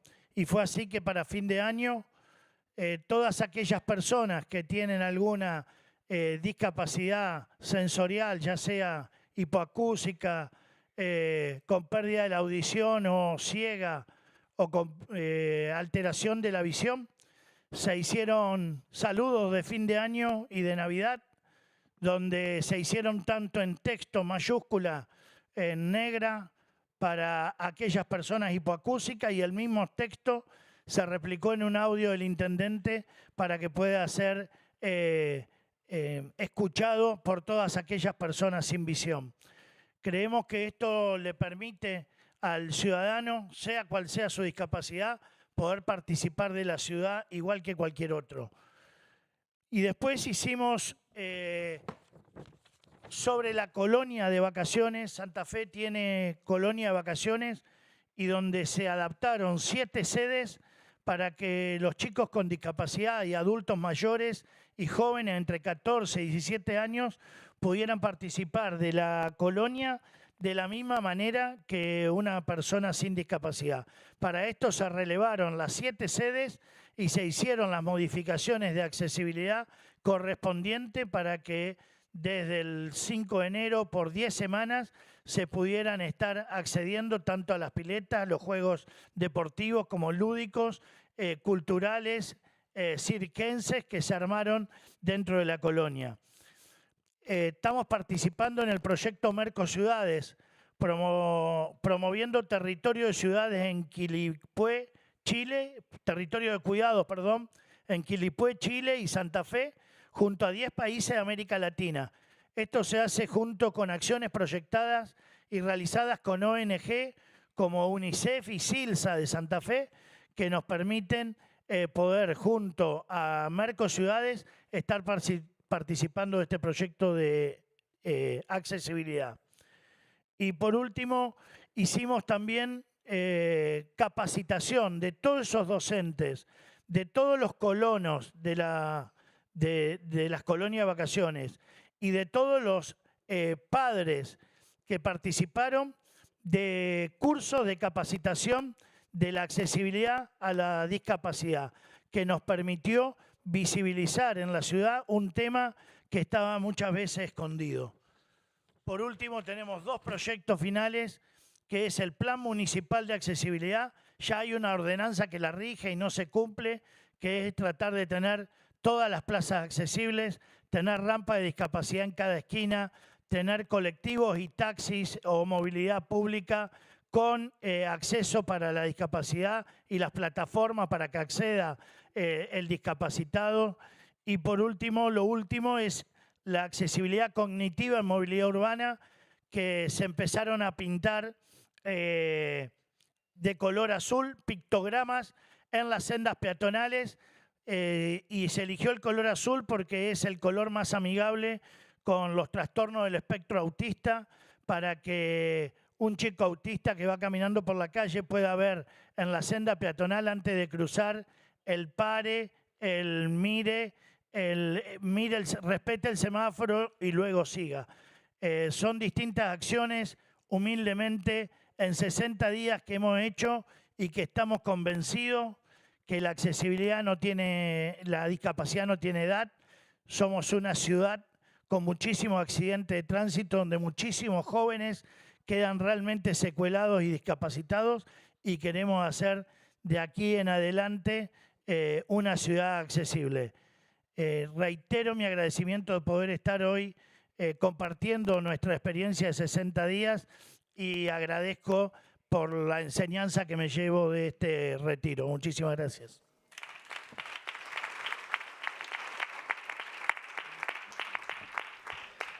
Muchas gracias, Intendente, y gracias y enhorabuena por la cantidad de acciones que ya han impulsado en estos 60 días. Creo que ha puesto en el centro la transversalidad de la accesibilidad. Ha mencionado usted capacitación, movilidad, poner los cuidados en el centro, para lo que es clave tener la accesibilidad en el centro de las políticas públicas, y sobre todo la idea de ciudades para todos y de movernos en marcos nuevos que sean inclusivos, y movernos de discapacidad a accesibilidad, vinculado con lo que comentaba el compañero de creer en estas palabras que nos animan a todos y nos dan esperanza a todos. I will switch to English for the last panelist of the dialogue, who is Tiago Eric de Sá from the World Health Organization Age-Friendly Cities. Tiago, welcome, benvindo. My question is, how is the World Health Organization working to foster inclusive cities for all? Thank you very much, and thank you very much, colleagues, for the invitation. The colleagues that preceded me, it's a pleasure to be part of this dialogue. I will tell in a minute, but I would like to benefit from the fact that I'm the last one to get the help of some visuals to try and leave you with 3 key messages.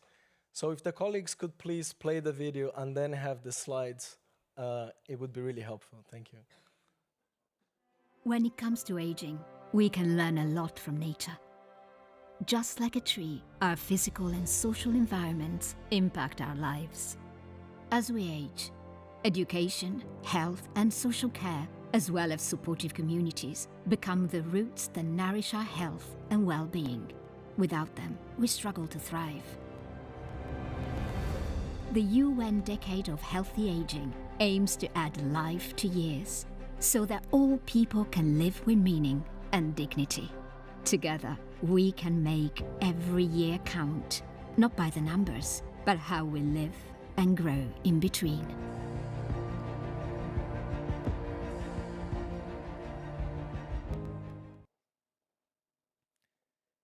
So the first key message I would like to share with the colleagues today is some great news. We are within halfway through the UN Decade of Healthy Aging to celebrate the fact that across the world, more people are living longer than ever before. Yes, it comes with challenges, but this is a story of success of humankind. And I think we should celebrate it. And it's important to flag as well that the youngest parts of the globe are the ones aging the fastest. So in 10 years from now, those communities will have a dramatic demographic change as well, induced by migration, but also by the successful factors that make us age more. It is also true that for many people, these extra years are not necessarily healthy years. And we have to do something about it. Next slide, please. The second key message I would like to highlight is that we can do something about it. We can add life to those extra years lived. And we do that by intervening on our environments, ensuring that our communities foster the abilities of these and the future generations of older people. And when we talk about accessibility, we talk about physical accessibility, social accessibility, but very importantly, access to the decision-making process. And this is what we at WHO is trying to advocate, to make sure that the protagonism remains at the community, at the local level, because that's where the solutions have to be implemented. Now, the third key message, and I ask the colleagues to share the next slide as well, is that we already have a global community to make it happen. And this is us. You just heard Juan Pablo describing how many activities they managed to put in Santa Fe within 60 days, how cross-sectional the interventions were addressed. Well, I would like to tell you that the WHO Global Network for Age-Friendly Cities and Communities now has 1,600 members, Soria, Barcelona, where we are at today, plus 20 affiliate programs, all committed to becoming more age-friendly, all developing interventions to improve access to transport, to foster intergenerational solidarity, to ensure that people are not socially isolated, to combat ageism, which is an issue very relevant for younger and older groups of the population. So there's a lot to be done, and there's a lot that is already being done, and that we can join forces even more so to make sure, and WHO is committed to create this platform for cities and communities to connect to one another, to inspire one another, and to have the support that they need. Next slide, please. Very briefly, if your city or community is not part of the global network, I do invite you to have a look at the materials. It takes the commitment from the highest political authority, the use of a common methodology where people are at the center of the transformation in their local environments, and the sharing we've just heard today from Juan Pablo, for example. Last slide. In short, important messages from our side. Across the world, we are living longer, but not necessarily healthier lives. It is now a major challenge for us to add health, to add life to those additional years. We can do that. We have the solutions, the innovation, the multi-governance mechanisms, the intersectorial work. We have concrete experiences on how to do it at the local level with, by, and for people. And the last one is that we can do it together. Let's harvest on these unique opportunities that we have. Thank you.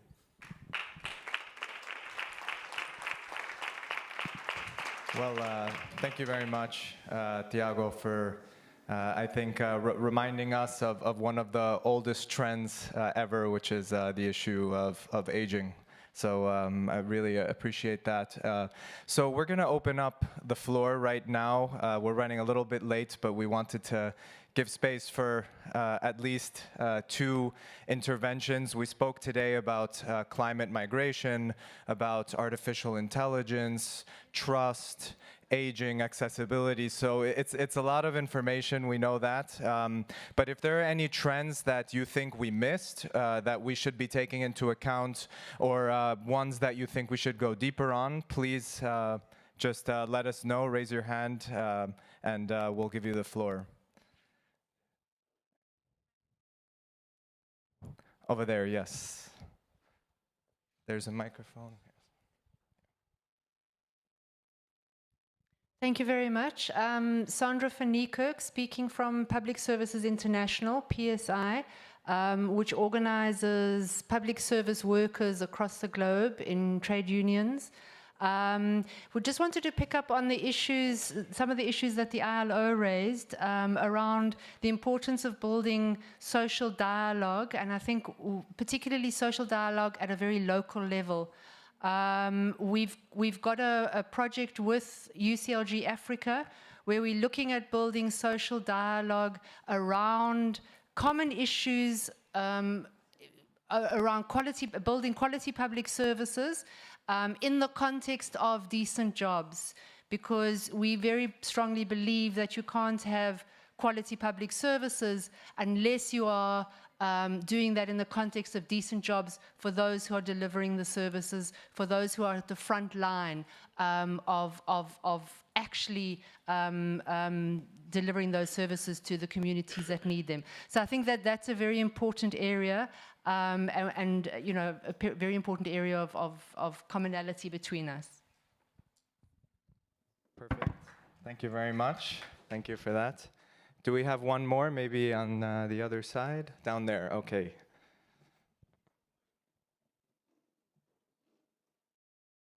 Thank you very much. András Szörényi from the Global Cities Hub. Those who know the organization know that our mandate is to connect local governments with the international organizations. So we'll not be surprised that the only reason I asked for the mic is not to offer a new trend, but to upload this format, to upload you, Amelia, and the team, to choose this format and to have a direct dialogue with the organizations, the international organizations, and the local governments, because it's not only the SDGs and the human rights we have to localize. It's the inclusive multilateralism, which we talk about a lot in the UN, we have to localize. And this format is a very good example of that. And I wish that next year and the year after, we have other organizations included in this discussion, because every big trend has an organization responsible for, and every big trend has an effect on local governments. So once again, congratulations for that. Thank you very much, András, and indeed there's not enough time to cover all of the trends and all of the organizations. Thank you for that. One last one, I think. Okay, thank you. Thank you very much. Really excellent, all this panel and all the contributions. But related to the localization trends, I would like to bring an issue which I think is a central vector to intersect the demands of the diversity in a plural, in a multicultural approach. And localization, think from the local in action, that is the care, the mobility, the infrastructure, the services, etc. I think we need to intersect with the territories. And that is central for the local authorities and the cities. The territory as a central and active vector of analysis. We need to develop indicators to know the conditions in which people is living. Particularly, I will say, in Latin America, not only, but Africa, Latin America, the Asiatic, huge, extended cities of big gaps of inequality. Thank you. Thank you very much, Ana Falou. So that will conclude this session. I'll be passing back to our Secretary General for a special moment now. Thank you. Well, congratulations to Albert and Massimo. We go to one special moment of the day. Those of you that come to the retreat know that we like music and atmosphere to celebrate the work that we do with our partners. And we're going to sign an MOU, which is very important for us. So thank you. Sarah, please introduce what we're doing.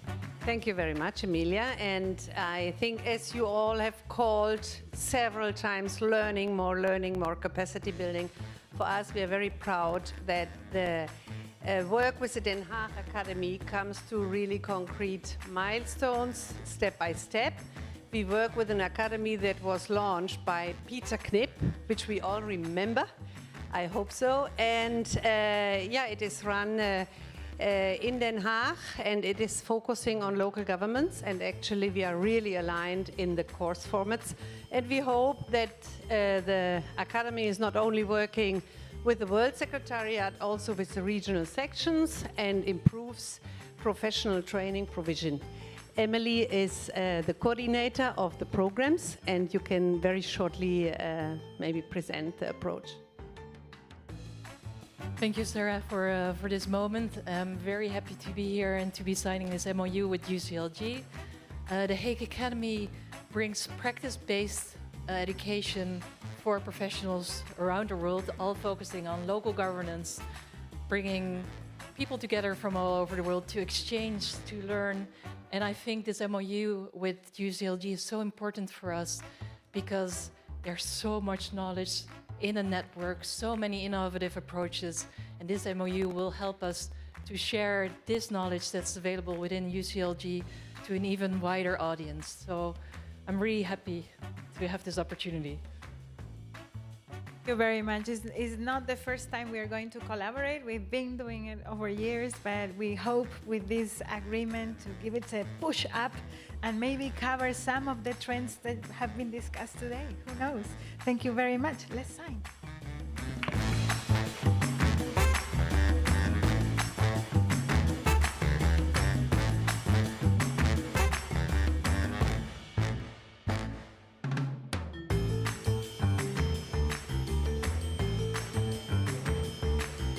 Those of you who will be in Den Haag in our World Council, as you know, you remember Mayor van Zanen announced that we will meet. We will also then have, of course, opportunity. You have the opportunity to know the Academy better and to hopefully celebrate another milestone. Thank you. We are going to a break, and then we will talk about peace. Thank you.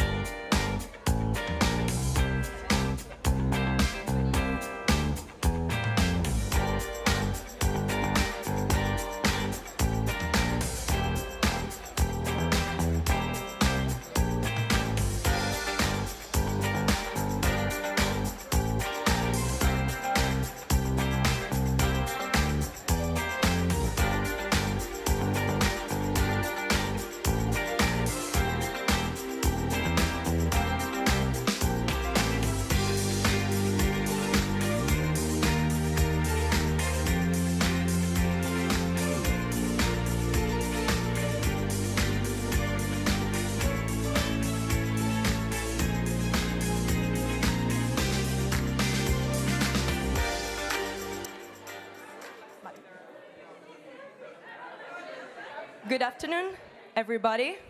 Welcome to the last session of the day, the Future Envisioning exercise on localizing the new agenda for peace. I know it's late, I know you're all tired, but I hope that you still have some energy left for this last very important session on peace. So my name is Claudia Ribosa. I'm a learning officer at UCLG, and together with my colleague Jose Alvarez, we will guide you through the session. So let me give you a quick overview of it. We will start with Lampedusa. Am I right? Okay. We'll start with Lampedusa. Then Jose will give us an overview of the peace agenda of UCLG, and he will give us also an overview of the last future envisioning exercise that we held in January online. Then we will have some opening remarks from Mayor of San Jose, Johnny Araya, co-president of UCLG, and from Kelsey Paul Shantz, co-facilitator of Peace in Our Cities. Then we'll have a series of partners and representatives from local and regional governments who will talk about the different local building blocks for peace that we've been identifying together, such as gender equality, local diplomacy, local service provision, etc.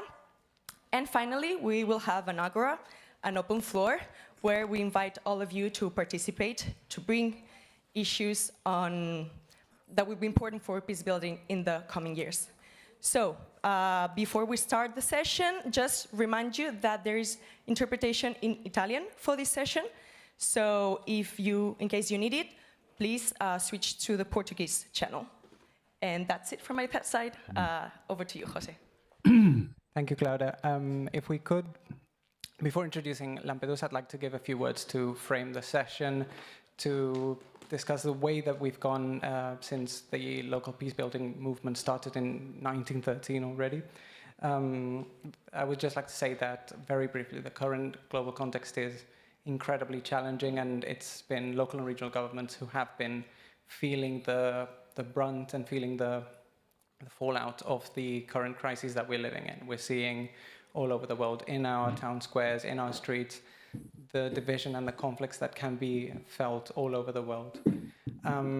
This exercise stems from an exercise that started 1 month ago, well, that was gathered 1 month ago in the Future Envisioning exercise, in which our partners that you are seeing, their Peace in Our Cities, Strong Cities Network, Mayors for Peace, the Carter Center and VNG, which are the conveners of the UCLG Peace Prize, gathered to build the local building blocks of peace and to start discussing how we can influence and what we can bring to the United Nations Back to the Future, in particular when it comes to peace building. So I will leave it there because we're running a bit late, and I would like to introduce the representative of Lampedusa, Mr. Aldo Di Piazza, Advisor for Health of Lampedusa. Thank you.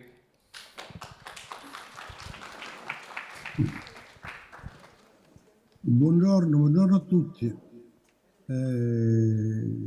Ringrazio tutti quanti per l'invito, soprattutto la segretaria generale Emilia Saiz e tutti i membri del gruppo. Io sono Aldo Di Piazza, sono l'assessore alla salute del comune di Lampedusa. Vi porto i saluti del mio sindaco, il dottor Filippo Pennino. E per quanto riguarda il nostro ruolo all'interno del processo migratorio del Basso Mediterraneo, voglio ricordare semplicemente alcuni numeri. Quest'anno in Italia sono arrivati circa 150.000 migranti o richiedenti asilo. Di questi 110.000 sono passati da Lampedusa. Quindi potete immaginare che per una piccola isola che fa 6.000 abitanti, 110.000 migranti sono un impatto assolutamente importante. Questo ha creato molti problemi, non di accoglienza, perché l'isola si è sempre dimostrata storicamente, è da 20 anni che noi abbiamo questo, per la vicinanza che ci lega alle coste africane, abbiamo questo ruolo. E la popolazione si è sempre comportata in modo assolutamente accogliente nei confronti di chi affrontava quel tratto di mare, spesso a rischio della vita, per approdare o cercare di approdare a un futuro migliore. I problemi che questo ha comportato sono stati tanti. Voglio semplicemente sottolineare a mo' di semplice esempio che è un'isola che è strutturata e mirata per 6.000 persone, perché 6.000 persone è il numero dei residenti sull'isola, per trovarsi ad affrontare l'accoglienza di 110.000 persone, anche se con modalità in tempi diversi, comporta un enorme impegno sul piano di strumenti normali che sono l'approvvigionamento idrico, che sono le vie fognarie, la politica dei rifiuti. Vi posso assicurare che i rifiuti tessili che noi dobbiamo smaltire sono veramente un problema davvero molto serio. In tutto questo Lampedusa si è trovata anche a dover purtroppo necessariamente far da testimone a tutti quelli che non ce l'hanno fatta, o almeno a una grossa fetta di quelli che non ce l'hanno fatta. Perché visti che i due bracci di mare che separano Lampedusa dalla costa africana sono di circa 70 miglia dalla Tunisia e circa 90 dalla Libia, Questo tratto di mare, come tutti sappiamo, è stato costellato di naufragi e di tentativi andati a vuoto. E andati a vuoto significa che chi li ha provati ha perso la vita. E quando si sono recuperati queste salme di questi sfortunati, il luogo di approdo di questa salma è stata quasi sempre Lampedusa. E anche questo ci ha creato un problema di dare un minimo di dignità alla morte di questi sfortunati. Perché il piccolo cimitero di Lampedusa ci sono stati momenti in cui i cui spazi non sono bastati per dar ospitalità terminale, dico, a chi ne aveva bisogno. E abbiamo dovuto chiedere in altri comuni siciliani la possibilità di darci una mano per smaltire questo problema. Non mi parlo delle ispezioni necroscopiche che sono state fatte nella mia isola. Qua parliamo negli anni di migliaia di ispezioni necroscopiche, in condizioni spesso disagevoli. Ora, nei lavori di ristrutturazione che stiamo apportando al nostro piccolo cimitero, abbiamo previsto una sala per ispezioni necroscopiche provvista anche di 2 posti a temperature più basse, perché come ben potete immaginare a Lampedusa d'estate presenta uno spettro di temperature che sono elevate. Spesso viaggiamo intorno a 35-38 gradi di temperatura. Quindi potete immaginare questo cosa significa. Cosa stiamo facendo? Tutto quello che è possibile fare. Devo dire, quello che caratterizza il flusso su Lampedusa è fondamentalmente che il transito è breve, perché le logiche che hanno spinto i decisori a affrontare questo problema sono state logiche che hanno stabilito che Lampedusa è un posto di passaggio e non può essere un posto di permanenza che viene invece ricercata e trovata in altri luoghi sulla terraferma, sia in Sicilia che altrove sul territorio italiano. Quindi la permanenza dei migranti nel nostro centro di accoglienza varia dalle 24 alle 72 ore in generale.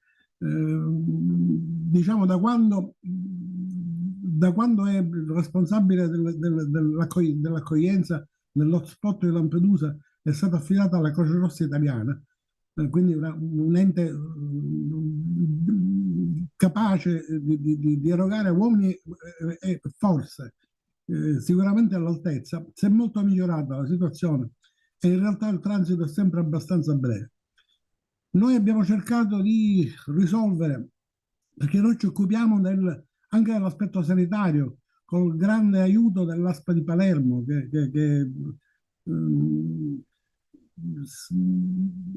a mo' di singolo esempio, noi l'anno scorso abbiamo avuto circa 100 gravide, tutte al terzo trimestre, moltissime in prossimità di parto. Credo che 2 o 3 bambini siano nati direttamente a Lampedusa perché non c'è stato il tempo materiale di trasportarle in terraferma in ospedale. Quindi per questo assieme all'INMP, che è un istituto nazionale, il braccio operativo diciamo del nostro Ministero della Salute, abbiamo creato un'unità mobile di ginecologia attrezzata di tutto punto, col personale e con le strumentali, per valutare tutte le gravide che arrivano e che sbarcano nei pressi dell'hotspot e selezionare quelle che hanno necessità di trasferimento immediato del resto.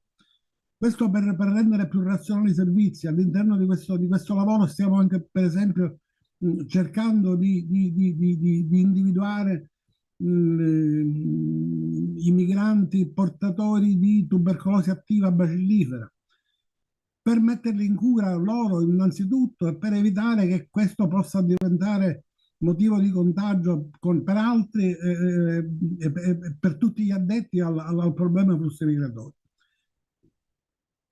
Quindi i problemi sono tanti, di non facile soluzione.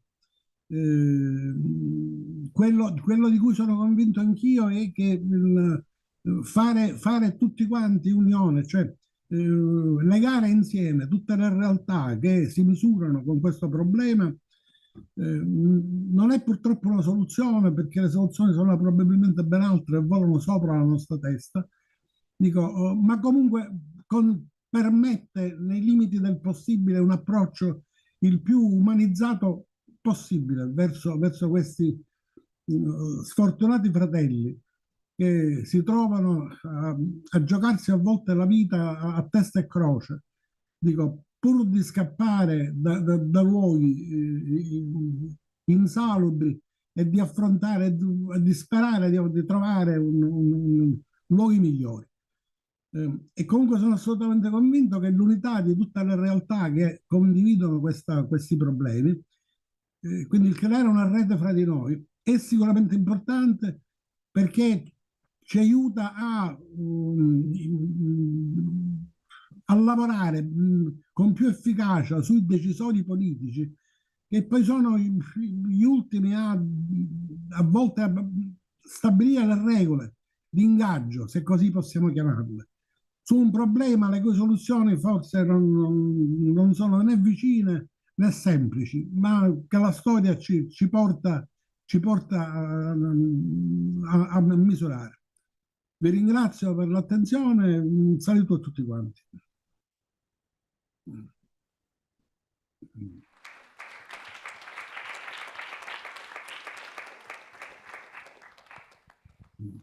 Thank you so much, Mr. Di Piazza, for your words. And I would just like to take a moment to acknowledge the harsh realities that sometimes local and regional governments have to face, in particular with issues such as this. Lampedusa has been a constant in our retreat. It's been one of the most important moments of the morning.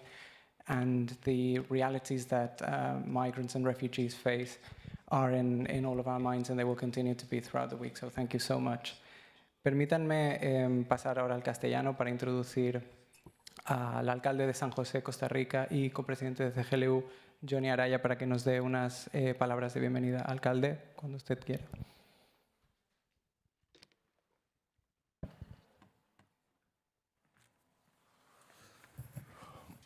Muy buenas tardes a todos los participantes en este retiro y muy especialmente a las panelistas. Me honra muchísimo ser el único hombre de este grupo de panelistas que van a referirse al tema de la paz, después de haber escuchado al representante de Lampedusa con esta dramática exposición que de verdad nos llena de dolor saber lo que está ocurriendo con muchos migrantes en esta región del mundo.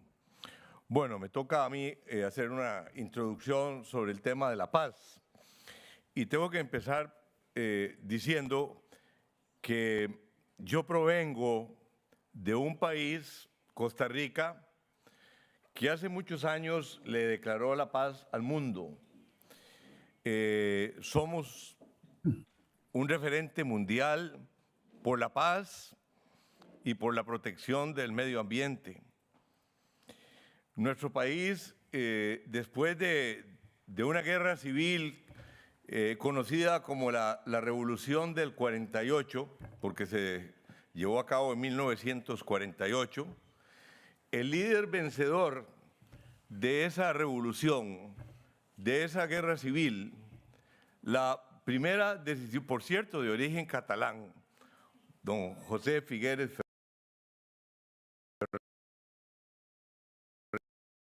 Ferrer, la primera decisión que tomó fue frase inspiradora, porque cuando él tomó un mazo para derribar una de las paredes del cuartel Bellavista, que tendrán oportunidad de conocer los que nos acompañen en el Buró de San José, hoy día es un museo. Cuando él tomó el mazo para derribar esa pared, simbólicamente que significaba la abolición del ejército, usó una frase inspiradora. Y él dijo, queremos un país que tenga más maestros que soldados. Y la verdad que esa decisión marcó un parteaguas para la sociedad costarricense. Y bueno, puedo decir a propósito del tema que estamos hablando que yo me siento orgulloso de ser de Costa Rica el único país del mundo que se ha desarmado unilateralmente. Y para reforzar todavía más esa vocación pacifista de nuestro país, en 1983 el gobierno de la República tomó la decisión de declararle a Costa Rica un principio muy importante en su política exterior. Se declaró la neutralidad perpetua, activa y no armada de nuestro país. En ese momento habían conflictos bélicos en toda Centroamérica y Costa Rica se declaró neutral, una neutralidad activa, no armada, perpetua, y ese ha sido desde entonces un principio muy importante de nuestra política exterior. Entendemos todos que la paz no es solamente la ausencia de conflictos bélicos, sino la paz tiene que ver con un estado en que las personas puedan vivir en armonía, con igualdad de oportunidades y con justicia social. En nuestras ciudades, las autoridades locales tenemos una responsabilidad directa para asegurar la paz cotidiana, procurando que cada ciudadano se sienta parte y contribuya al tejido social. La paz en nuestras ciudades no solo se altera por una guerra o por un conflicto bélico, sino también se compromete por la violencia social, también la delincuencia, el crimen organizado, el narcotráfico, como está sucediendo muy tristemente en muchas ciudades de América Latina.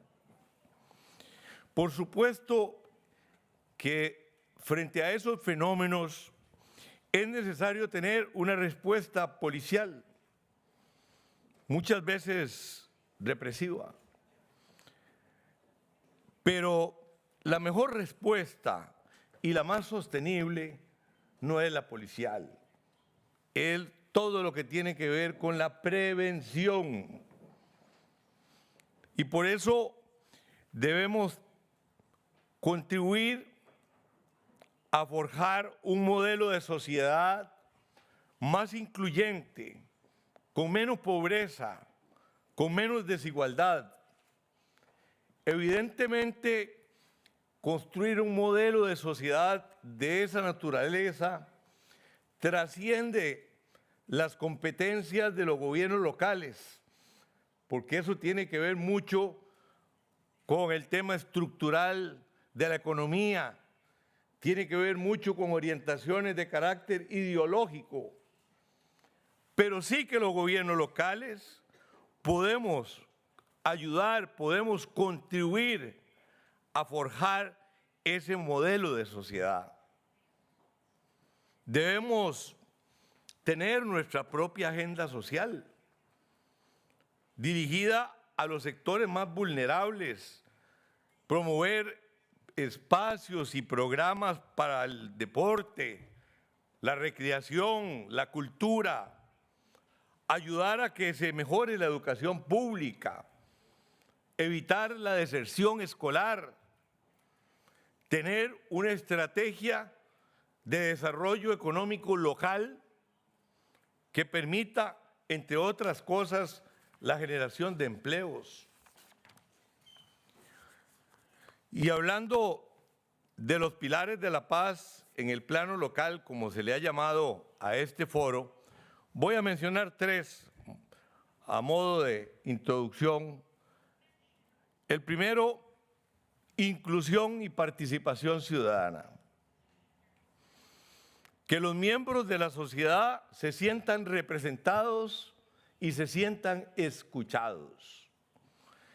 Que se generen espacios de participación ciudadana como una forma de fortalecer la paz y la democracia en nuestros territorios. Segundo pilar, desarrollo sostenible y equitativo. Como prioridad se deben abordar las desigualdades y promover el desarrollo sostenible.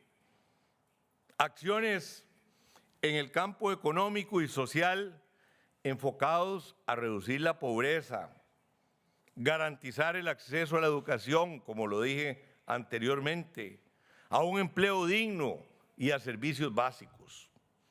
Y el tercer pilar, cultura de diálogo y resolución pacífica de conflictos. La paz no significa ausencia de desacuerdos, no significa ausencia de conflictos, pero sí implica que los abordemos de manera constructiva, que creemos una cultura de mayor tolerancia en nuestras sociedades.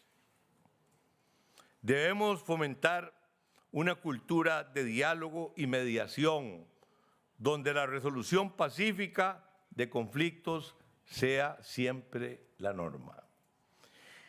Y con esto dejo hechas algunas reflexiones para introducir el tema de la paz. Muchas gracias.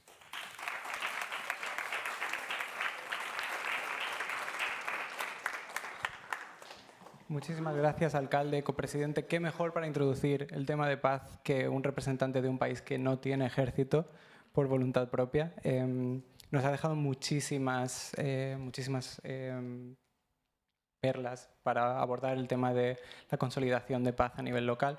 Quería centrarme en lo que ha mencionado de abordar las causas, abordar las desigualdades, la pobreza, la falta de educación, que son realmente las formas de construir una paz constructiva. I'd like now to switch back to English, to give the floor to Kelsey. I just blanked out on your surname, apologies, from Peace in Our Cities, to give us an opening pitch to bring our brains a little bit on the local building blocks of peace and the actions to localize the peace agenda. Kelsey. Excellent. Well, thank you, Jose. And good afternoon to everyone. I think it is that part of the day where I'm personally a little jet lagged. I know the facilitators, they all look a little bit tired. So I'm going to do my best to try to see all of you and be engaging, but I am going to sit for a bit. So many thanks actually to Mayor Araya Manga, and thank you also to Claudia and Jose. Convenings like this one are incredibly difficult to pull off, and you have done so spectacularly. I want to also give a quick thanks to the interpreters in the back. You are facilitating an inclusive meeting and dialogue for us, and that's fantastic, so thank you. My name is Kelsey Paul-Shantz. I'm a co-facilitator of the Peace in Our Cities Network, which is a grouping of over 50 members, including city municipalities, organizational partners, and networks, including Strong Cities Network, and we're close collaborators with UCLG. Our bold, ambitious goal that each of our members has pledged their commitment to is to reduce violence in their cities by 50% by the year 2030. Many of you will recognize that this aligns with the Sustainable Development Goal 16.1, which is to reduce all forms of violence globally by 2030 as part of the SDGs. So with the Peace in Our Cities network, we operate under the knowledge that solutions and approaches to significantly reduce severe violence already exist, and that cities are central in achieving such reduction. They require access to information, support for implementation, but also a means to share what they know. So again, dialogues like these ones, as the mayor, actually as our first speaker of the session was saying, well, they're not going to be the solution themselves, they are our pathway to solutions and collective knowledge together. So I'm offering a pitch today, and I'm gonna start with a pitch and I'm gonna end with a different pitch. My first pitch is, so why and should cities matter for the new agenda for peace and peace building from a violence reduction perspective? So although we've talked about how trends in aggregate death rates are moving in the wrong direction, we have a plethora of examples where real progress in violence reduction is being made, especially within cities. When it comes to serious violence, much of this progress is taking place in cities where the majority of humanity already resides. And we've talked a little bit in the sessions about trends in urbanization, and I'll just mention one data point, but there's many others, that by 2050, we estimate that more than two-thirds of humans are expected to live in cities. And when we consider also that 80% of violent deaths occur in urban areas outside of battlefields in places that are considered to be at peace, we can ascertain that to meet global violence reduction goals, we must prioritize a whole-of-society approach to addressing why violence occurs within cities. So that's my first pitch. So I'm going to speak a little bit about the focus on the new agenda for peace and connecting it into the multilateral spaces. I'm going to get just a little bit wonky, assuming that we all kind of come into this space. And if you have any questions, I welcome them later. Secretary General Guterres notes the imperative need to prioritize prevention by stating in the new Agenda for Peace policy brief that the evidence is staggering. Prevention saves lives and safeguards development gains. It's cost effective. However, it's chronically under-prioritized. And for the new agenda to succeed, member states must invest politically and financially in prevention. And I would add a note there, in cities. So when we think about the new agenda for peace, Peace in Our Cities as a network is committed to advancing work on several of the 12 action items. I'm just going to reference a few of them. My colleague Bojan with the Peace in Our Cities network attended the Future Envisioning exercise and shared a few more of these. So if you were a part of that too, these will sound familiar. But on action number 3, to shift the prevention and sustaining peace paradigm within countries, in Peace in Our Cities, we are supporting cities in their comprehensive violence prevention strategies. We advocate for the inclusion of local and regional authorities as equal partners in the development of national prevention strategies. We help our cities commit or recommit to advancing human rights-centered approaches to violence prevention. So as the mayor was just speaking to, not just police forces, but actually thinking about the root causes and thinking about the dynamic nature of communities and why that violence is occurring. We also we invest in the development of research and support related to centralized violence prevention units or offices of violence prevention. We have a new report actually coming out this coming week, I believe, on research and study that we did on the effectiveness of centralized violence prevention units within communities and what might be their special sauce, what makes them more effective or successful in reaching their violence reduction means. So for the sake of time, I might just leave that on the action points for now and actually move into a response to the zero draft, which comes into my next place of my additional pitch to this group. So we've been talking about the zero draft of the Pact for the Future document that's to be adopted in the upcoming United Nations Summit of the Future. Now, earlier, I think it was Albert clarified that UCLG has a pact, and then also in the UN system, we are using the same language. They are different documents, so I'm speaking about the UN language. And there's currently an opportunity to provide feedback on this zero draft document. And my pitch is, I'd like us all to come up with 10 talking points of what we would speak to the negotiators, what we would advise them of how they could consider localizing the agenda. I'm going to offer 3. I'm going to frame them as building blocks as well, and leading into our session. So building block number 1, we need to link and understand the linkages between violence and inequality. Tackling inequality goes hand in hand with efforts to secure international peace and security, and it could be important for us to request that the Secretary General develop integrated approaches to mutually address these. I think many of you will recognize already in the communities that you're working in that violence doesn't just undermine development, it reinforces unequal systems. Inequality places societies at all levels much more at risk of violence than does even poverty that's spread equally across a society. The mutually reinforcing manifestations of violence and inequality need addressing in relation to one another, which can be tackled in actually integrated approaches at the UN. So that's my first building block. Building block 2, journalism in the information ecosystem. We have actually earlier, one of the speakers mentioned about hate speech in the digital space, and I would just add on that to say we need to emphasize further in our communities globally the important role of journalists and journalistic integrity in the provision of accurate and unbiased information that is necessary for well-governed, functional, and peaceful societies. They are a stalwart of our approaches. Since the creation of the UN Charter, improved access to information about what's happening outside of one's own home and community has been vital to multilateral enterprises. That knowledge expansion has been aided not just by technology, like photography, film, television, internet, but also by courageous journalism, reporting on violence happening both near and far, often at personal peril. Increasingly, these journalists are under attack. And as traditional news media systems are challenged by social media and independent partisan media outlets, this reinforces that preserving the essential capacity of journalistic integrity against threats must be a top priority. And I'm going to close with my last building block number 3, on local and regional actors. So it's probably not surprising, but I think all of you are a building block. We want to spotlight the untapped and unrealized potential of local and regional actors, including city leaders, to achieve greater prosperity, justice, and peace for all by calling for consideration of urbanization as an inevitable mega trend of the future. While global trends in violence are worsening, as I've already mentioned, we're making real progress in our communities.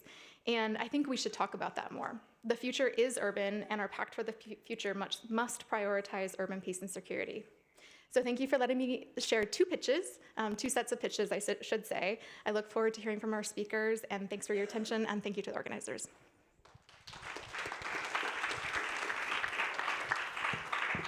Thank you so much, Kelsey. So with these 3 pitches that Kelsey introduced, I would like to use this session to ask all of our participants to provide additional pitches that we can bring to the zero drafts of the UN Pact for the Future to make sure that all of the local peace building potential is tapped into as we go towards the multilateral scene. I would now like to start the panel proper with Laura Newman, Senior Advisor from the Carter Center. Laura, please, you have the floor. Thank you. Is this working? Okay. Good afternoon, everyone.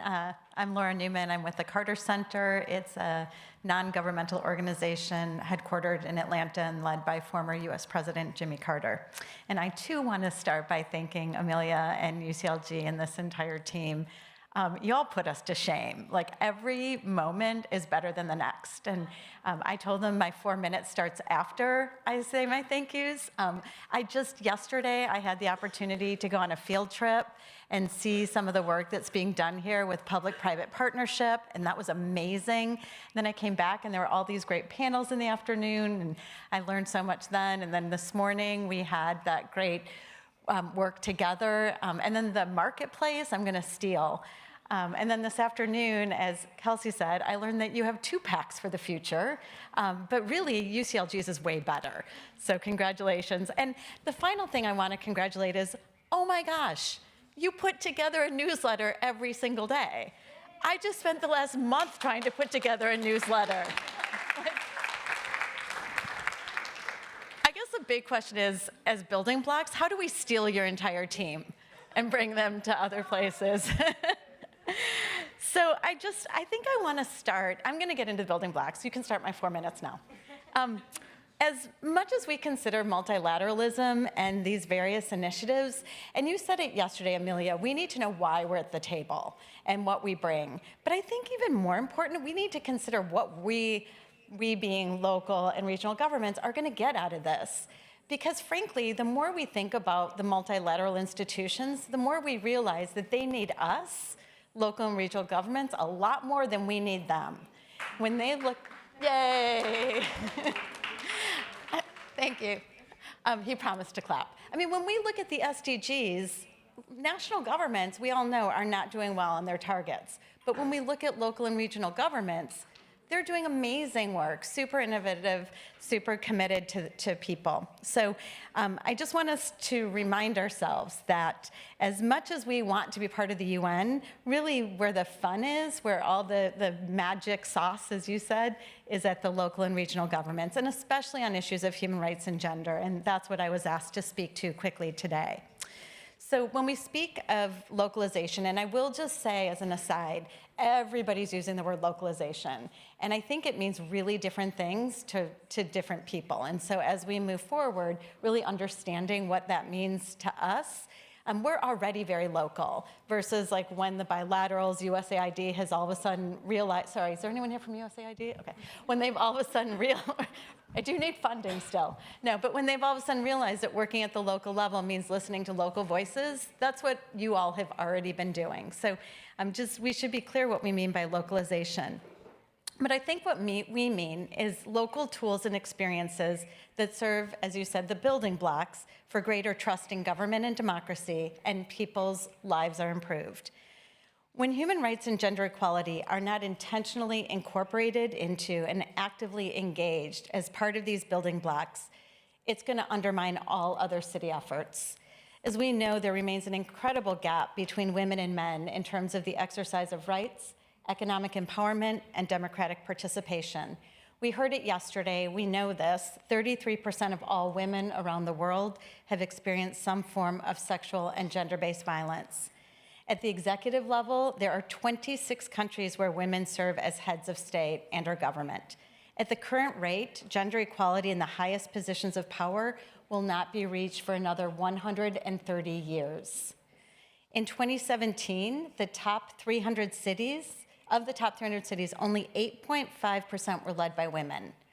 Now, a recent study from UN Women, based on data from 141 countries, shows that there's been a great improvement. Women now constitute 35% of elected members in local deliberative bodies, but that is still not 50%. And in terms of leadership in the private sector, it used to be that in Fortune 500 companies, there were more men named John than there were women CEOs. Now, that has changed. It's now more men named Peter and David. So we have a far way to go, and addressing human rights needs and gender gaps is a challenge for government, but particularly essential for local and regional governments to deliver upon. Your proximity to the people and the services that you provide make you the first stop, and particularly for women and marginalized persons. And you already have so many of these critical services in place, whether it's services for survivors of gender-based violence, loans and training opportunities, housing, nutrition, or health and sanitation. For the past 25 years, much of my work at the Carter Center has focused on advancing the fundamental right of access to information. And I have to say how pleased I am how many different people these last couple days have talked about the need for access to information. And I understand it's in your Pact for the Future, which makes yours that much better than the one that the UN did. Because we do need to focus on this. Without information, people cannot exercise their full panoply of rights. Trust in government is diminished, and disinformation, leading to polarization and violence, can thrive. And perhaps more importantly, without information and the services that you have available are not reaching those in greatest need. Some of you know that 3 years ago, we launched a campaign called Inform Women, Transform Lives. We're super happy that some of our cities are here, including Montevideo, which now works in 35 cities, representing metropolitan populations of more than 215 million people. This campaign draws on the Sustainable Development Goals 5, 11, and 16. What we try to do is use information as a bridge. You have your populations, you have your services, and you need a bridge of information to reach there. And we've seen some incredible impacts on women, their families, and their communities. For example, in Guatemala City, there was a 200% increase in use of free municipal health care. In Nairobi, they went from 10 calls to their gender-based violence helpline to 500 in 1 month. And in Chicago, they increased the number of municipal identification cards distributed in areas with women of color by 225%. And all of this came just by identifying women's information needs and then being intentional and innovative in assuring that it reached them. Inclusive societies where human rights are protected and women's equality is promoted is dependent on local governments delivering. And in my experience, one of your most potent tools for peace building at the local level is by assuring effective access to information and public services. So in sum, my building block for peace is right to information. Thank you so much.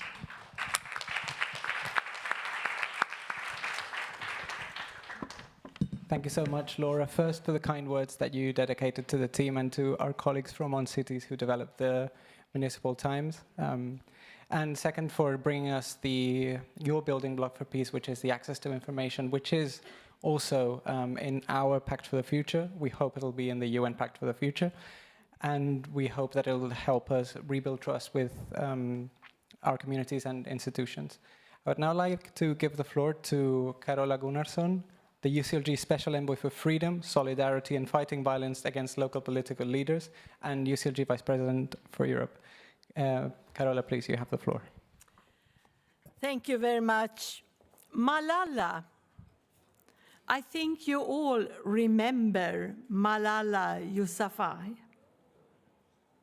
I have quoted her before, and I will do it again because I find it incredibly impressive how a young girl and her bravery can spread so much hope. Malala said, "Some people only ask others to do something. I believe that. Why should I wait for someone else? Why don't I take a step forward?" The understanding of peace and democracy should also be an understanding of war and conflicts, both the reasons and the consequences. War and conflict comes in many shapes. Every attack on human rights is an attack against our safe societies. Talking about peace is not just talking about the absence of war and armed forces. Talking about peace is talking about democracy, human rights, gender equality, and freedom. This is highly important for local leaders to work actively with. At the local level, we can work actively with localizing the SDGs and make concrete action. Build trust for governance by working inclusively and by mainstreaming human rights. Our work on the local and regional level matters for people in their everyday life. We must protect democracy and human rights on the local level. Everyone should be able to raise their voice and become democratic elected officials. That includes women and men, regardless of your origin or your identity. To be capable to build inclusive, participatory societies, we must ensure safe environments for elected officials. Inclusive societies where everyone can raise their voice is the ground for participatory democracies. All over the world, we can see politicians, both women and men, are threatened, subjected to violence, and even killed. Hate speech, fake news, verbal and physical abuse are becoming part of the everyday experiences of politicians. The fact that elected officials are subjected to threats, hatred, and violence because of their political mission risks eroding the democratic system in several ways. On the one hand, it can become more difficult to recruit and retain politicians. And on the other hand, our society can be negatively affected by, for example, censoring themselves. CMR is conducted a new study of women in politics, and the first survey shows that 32% of elected women in Europe are exposed to threats and violence. This is a global trend, and we need to act to prevent violence against politicians. From all levels of society, We must work against these undemocratic acts, but also learn how to better prevent hate and threats against politicians to safeguard democracy. We need changes from the international and the national level to make a safe environment for our political representatives. This is a global increasing challenge and threats against our mission to build democratic, sustainable, inclusive societies. We must work with citizens' participation in public life and decision-making, promoting freedom of speech and human rights. This is also about equal rights to participate and become political leaders. We must ensure that women and girls are fully empowered to achieve their full potential as citizens and foster a feminist way for politics. Remember that investing in women's participation is accelerating democratic process. From the local level, we are closest to the people, and we need to take the issue of our citizens into the global arena. The need of a multilateral system where we have a seat at the decision-making international table is not just about a seat. It's being aware of both the struggle, the needs, but also the incredible force of people around the world. The outcome of the Summit of the Future need to be built on local communities, knowledge and experiences. Localizing SDGs becomes a powerful tool for building resilient, peaceful societies. We can actually see from the voluntary local and subnational reviews that we are doing an incredible job at the local level, working with the SDGs and striving for sustainable and inclusive societies. We need to support and remind each other within UCLG that we are doing a lot of amazing work at the local level all around the world, and we must continue sharing experiences, knowledge, and create hope for a better future. We can do it together. We can and must make an impact both at the national and the international level, but we have to start with what we in fact can change. And it all starts with yourself, what you can do to make the world a better place.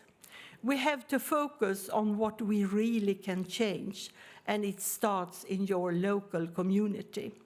So, inspired by Malala, I know that one person can make a change, and it all starts with you and me. Thank you.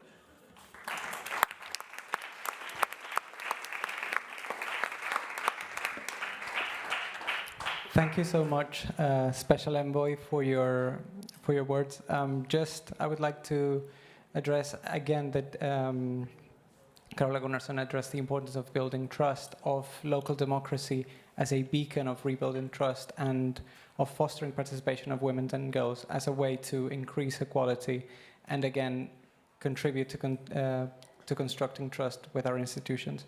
Allow me now to give the floor to Alba Barnusell, Mayor of Granollers and Vice President of Mayors for Peace, one of the networks that was in our previous future envisioning exercise. Alcaldesa, cuando quiera.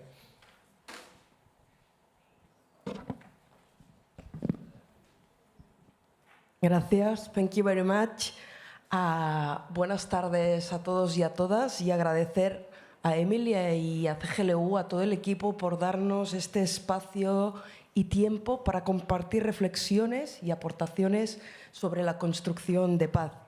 Un tema que ha estado durante muchos años y mucho tiempo en la agenda de todos los pueblos y ciudades, sobre todo los que estamos aquí, pero también alrededor de todos nuestros territorios, pero ahora mismo es más necesario que nunca, porque estamos asistiendo a una escalada de violencia y conflictos armados en muchísimas partes del mundo, desgraciadamente. Se ha dicho aquí, y yo quiero agradecer y recordar las palabras del alcalde que han inaugurado esta mesa, que dice: la paz no es solamente la ausencia de guerra o de violencia, sino es un estado en el que las personas pueden vivir en bienestar y en armonía, ¿no? Es nuestra responsabilidad como personas que trabajamos en nuestros pueblos y ciudades, como alcaldes también y como gobernantes de estos espacios, también desde las entidades y tercer sector, hacer lo que está en nuestras manos y hacerlo dentro de nuestros pueblos y ciudades. Y hay mucho que podemos hacer para trabajar para la paz. Iré mucho en la línea que ha abierto esta sesión.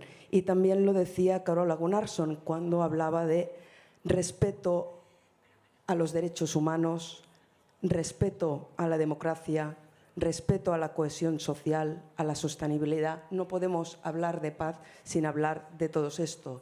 Y en estos campos, desde las ciudades, tenemos mucho que hacer a través de la educación, de la promoción de la cohesión social y, sobre todo, fomentando el diálogo y la convivencia. Así que quería compartir, tampoco alargarme mucho, distintos datos, ¿no? El Global Peace Index de 2023, en 2022 fue el año con más víctimas mortales por conflicto armado, más de 230.000, pero también conflictos armados que producen desplazamiento forzado de muchísimas personas. Y según el Alto Comisionado para los Refugiados de Naciones Unidas, casi 110 millones de personas. Se ha duplicado en 10 años la cifra. Y también se ha comentado aquí antes a más de 500.000 personas asesinadas, muertas por violencia en las ciudades, por crimen organizado, delincuencia, terrorismo o violencia machista. Por lo tanto, mucho trabajo por hacer. Y desde el ámbito local, desde ciudades como la nuestra, trabajamos sobre todo en 3 líneas. Abordamos los 3 tipos de violencia que también inspirada esta clasificación por Johan Galtung, ¿no? Planteamos nuestras acciones y nuestras políticas públicas a través de entendiendo la violencia directa, la violencia estructural, estas condiciones sociales, económicas que generan tanta desigualdad y en consecuencia también alimentan la violencia, y la violencia cultural, aquel imaginario donde se normaliza la existencia de violencia. Nosotros estamos trabajando desde los territorios desde este punto de vista y seguiremos trabajando también en el marco del Foro de Ciudades y Territorios de Paz, que también nos va a juntar en Montevideo el próximo año. Construir paz poniendo el foco, preservando y garantizando el derecho de todas las personas y así poder reducir las causas de violencia en nuestras ciudades y territorios. Como también construyendo ciudades inclusivas que permitan a todas las personas que viven en ellas sentirse partícipes y protagonistas de su propio futuro. Antes el intendente de Santa Fe también nos ha hablado de alguna práctica concreta de personas con discapacidad. Promoviendo sobre todo y fortaleciendo y cuidando la democracia. Yo sí que quería apuntar unos elementos clave que hay que poner y que ponemos en el centro de la agenda para construir estas ciudades de paz, que tiene que ver con el tema también que ahora comentaba, y me han pedido estos 2 temas, que ver con la democracia local y la buena gobernanza. Se ha hablado, es necesario una administración pública, cualquier ente que genere confianza, la palabra confianza, ¿no? Una administración abierta, transparente, que promueva la participación facilitadora, que cree alianzas con todos los ciudadanos, con todas las empresas, con los territorios y, sobre todo, con especial atención a la participación, pero participación de jóvenes y infancia, haciéndoles sentir partícipes de nuestros pueblos y ciudades. Y también a la gente que está llegando de fuera debido a todas estas migraciones, que se sientan partícipes y identificados en el territorio que llegan a vivir para tener una vida mejor. Eliminar barreras sería el otro punto también, físicas, de accesibilidad, pero también culturales y idiomáticas.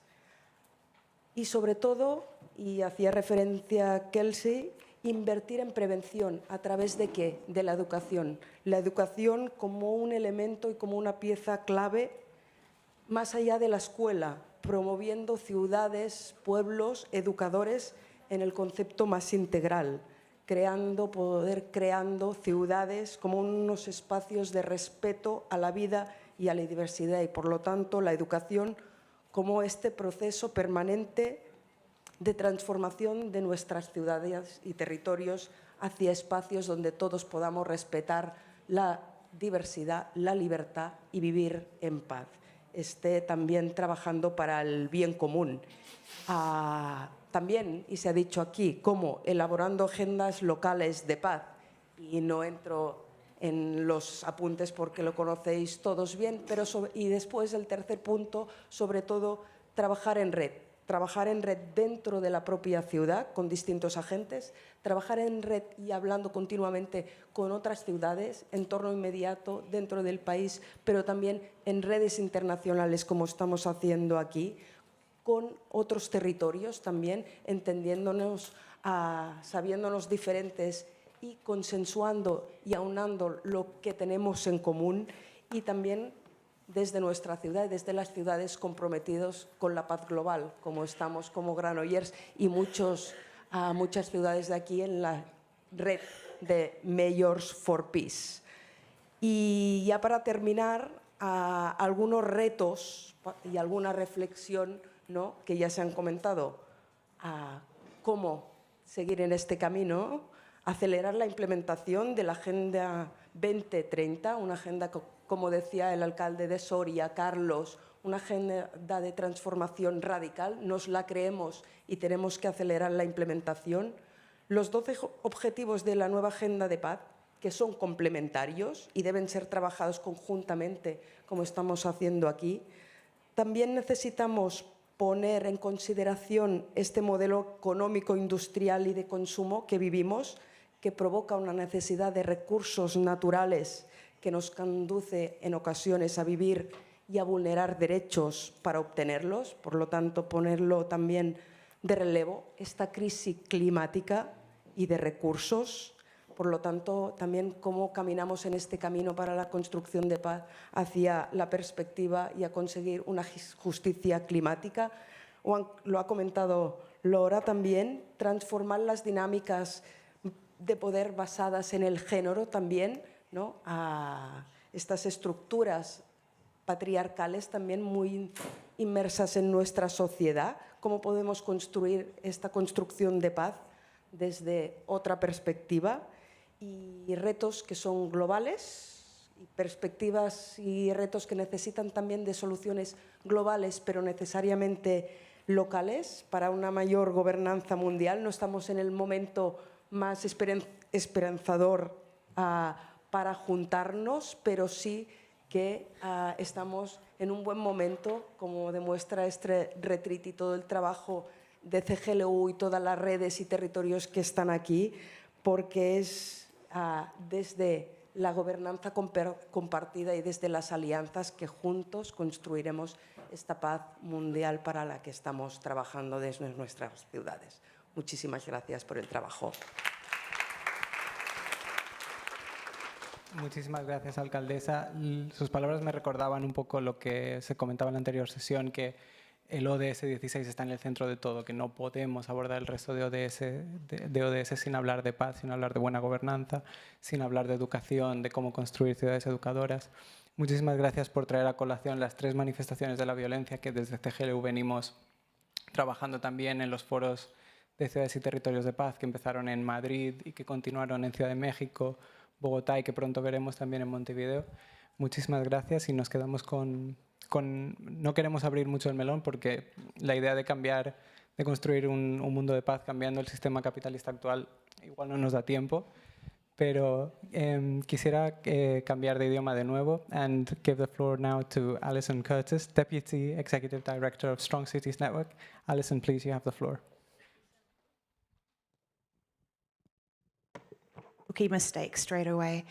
Good afternoon, everyone. I'm going to continue the thanks and say thank you to Amelia, the wonderful UCLG team, Claudia and Jose for moderating, my fellow panelists, everyone in the room. I'm sort of struck by this panel. I'm struck by the passion and so pleased to be here with you all, and particularly would like to thank the two mayors on the panel. We're big fans of mayors at Strong Cities Network and always inspired by you, so thank you. Hate, extremism, polarization, none of these are new phenomenon, but fueled by misinformation, disinformation and social media, we are seeing highly concerning year-on-year increases globally. Hate and polarization also spike during election cycles, and with more than 3 billion people participating in elections in the next 2 years, further spikes are inevitable. The UN Secretary General has described this as the fuel that allows the fire to ignite, a direct threat to our common cause of peace, stability, sustainable development, and human dignity. I would also say it impedes society's ability to reach consensus on so many of the challenges this community in this room are working so hard to address. I'm going to reference two documents, and again, I want to make sure I'm not talking about the UCLG Pact, I'm talking about the UN Pact. The New Agenda for Peace and the UN Pact for the Future rightly emphasize prevention as an essential building block of peace and development. They reflect a positive evolution away from the short-term, security-focused policies to whole-of-society frameworks that address root causes and ensure that prevention is inclusive of all.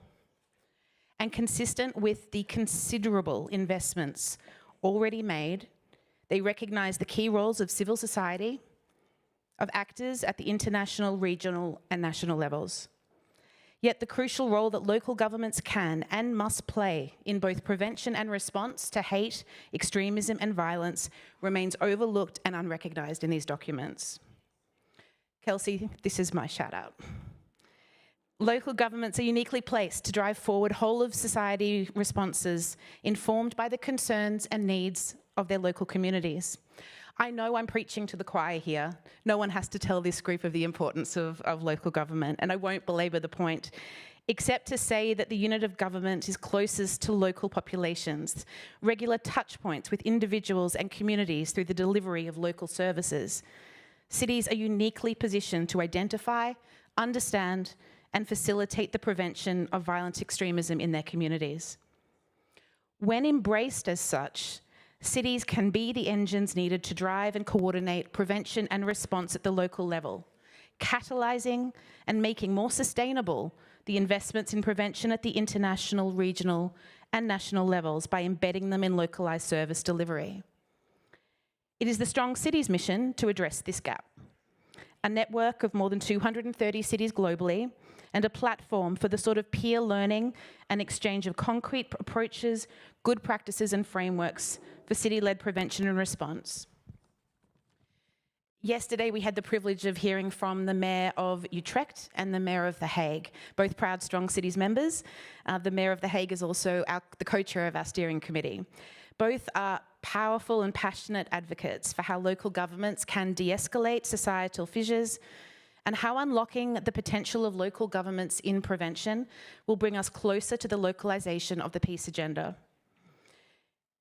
Jose, I'm watching the clock. I want to use my remaining few seconds that I have, if I have any at all, to highlight just one initiative that we are leading, which speaks to both the complexity of the times we live in and the importance of city-led prevention. And that is how mayors and cities are navigating the local impacts of global crises. From COVID-19 to the cost of living crisis, to migration, climate change, increased in urbanisation, the impact of successive global crises is being felt acutely at the local level. In recent months, cities have also been grappling with how to navigate the local impacts of the Israel-Gaza crisis, with mass protests, communities divided, and rising anti-Semitism and Islamophobia. It is in cities where residents are expressing their pain and frustration. It is mayors and local practitioners who are working to find common ground between diverging viewpoints and providing spaces for residents' voices to be heard and trauma to be recognised. We are supporting our members and non-members with a series of considerations, approaches and practices that have at their foundations inclusivity, diversity and tolerance, and which build understanding and strengthen shared responsibility for common goods. These include mechanisms through which to monitor, report and provide accountability for hate, meaningful support for victims, and ensuring that communities can congregate freely and safely. Mayors are stepping into the fray. They are making clear that hate has no place in their community. They are leveraging their convening power to bring together local faith leaders for dialogue and unity during these periods of heightened tension. The Mayor of Utrecht did that on October 8th. She brought together faith communities in the city of Utrecht in a show of not only unity, but of how dialogue can work. Cities and local governments are uniquely placed to drive forward whole-of-society prevention and strengthen social cohesion. But without recognition of this role at the international, regional and national levels, without a seat at the table, without integrating the experiences of cities and the ground realities they face into international policy making, we, the international community, we're not fully empowering them, we're not fully recognising them, and we're not allowing them to be the key drivers of prevention that we need them to be and what we want them to be. I'm going to leave it there.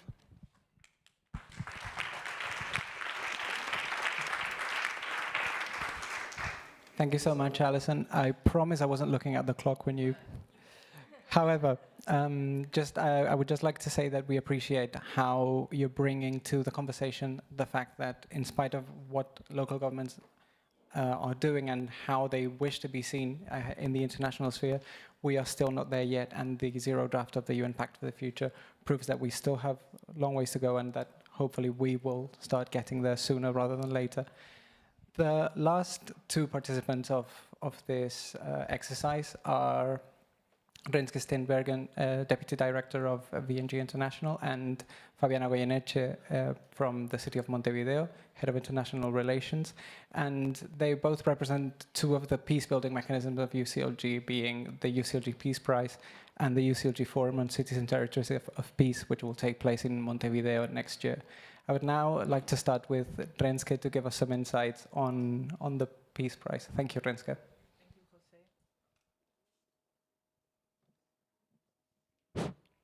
Now it's on.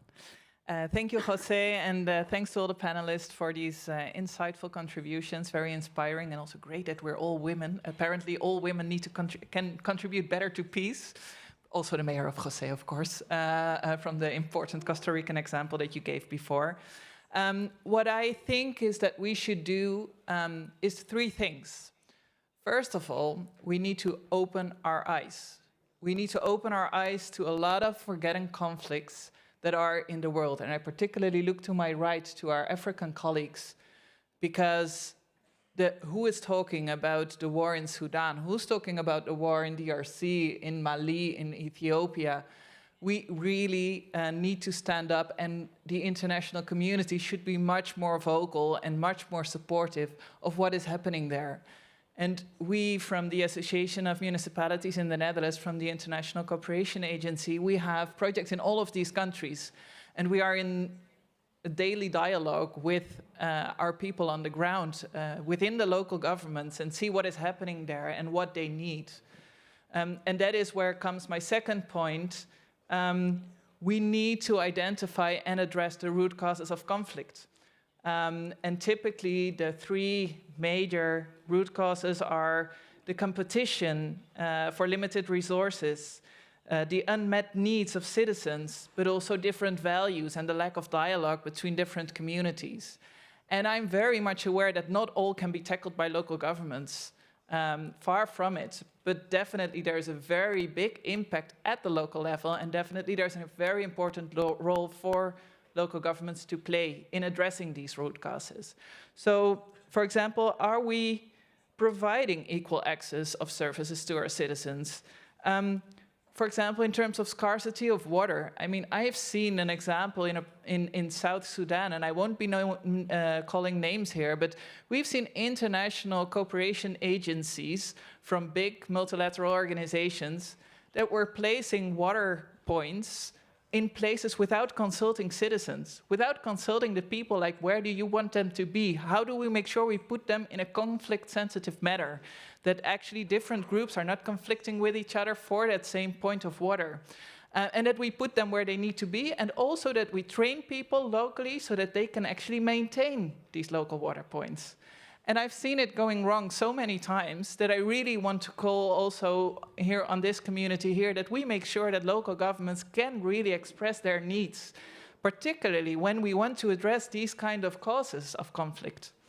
And sometimes it may be not the most sexy topics. For example, land rights, cadastre, making sure that the local administration is rightly in place. It may not be the real attracting kind of causes. But in the end, this is where stability will come from, will need to come from, and where also the sustainability will need to be reached. So we really need to create that enabling environment for peaceful solutions. And thirdly, we can be talking a lot at the international level, at the global level, but we also need to bring it back to the real concrete examples, real tangible concrete examples on the ground. And that is why we within UCLG are very proud that we've created the UCLG Peace Prize, because this is exactly where we're collecting these very concrete and nice examples of how mayors within their cities are leading peaceful solutions and are championing those kind of peaceful processes within their cities. So in September, we will have this process with the very big words. But in October of this year, we will have the UCLG World Council in The Hague. And that is where we are really grateful to also be hosting you, all of you. We really hope that you can be there with us, not only to speak all together within the framework of the UCLG World Council, but also we want to organize a special track dedicated to the Municipal Peace Prize that we really want to be filling with a lot of these kind of concrete examples. So I hope to see you there, and I hope we can really share these kind of beautiful examples together. Thank you.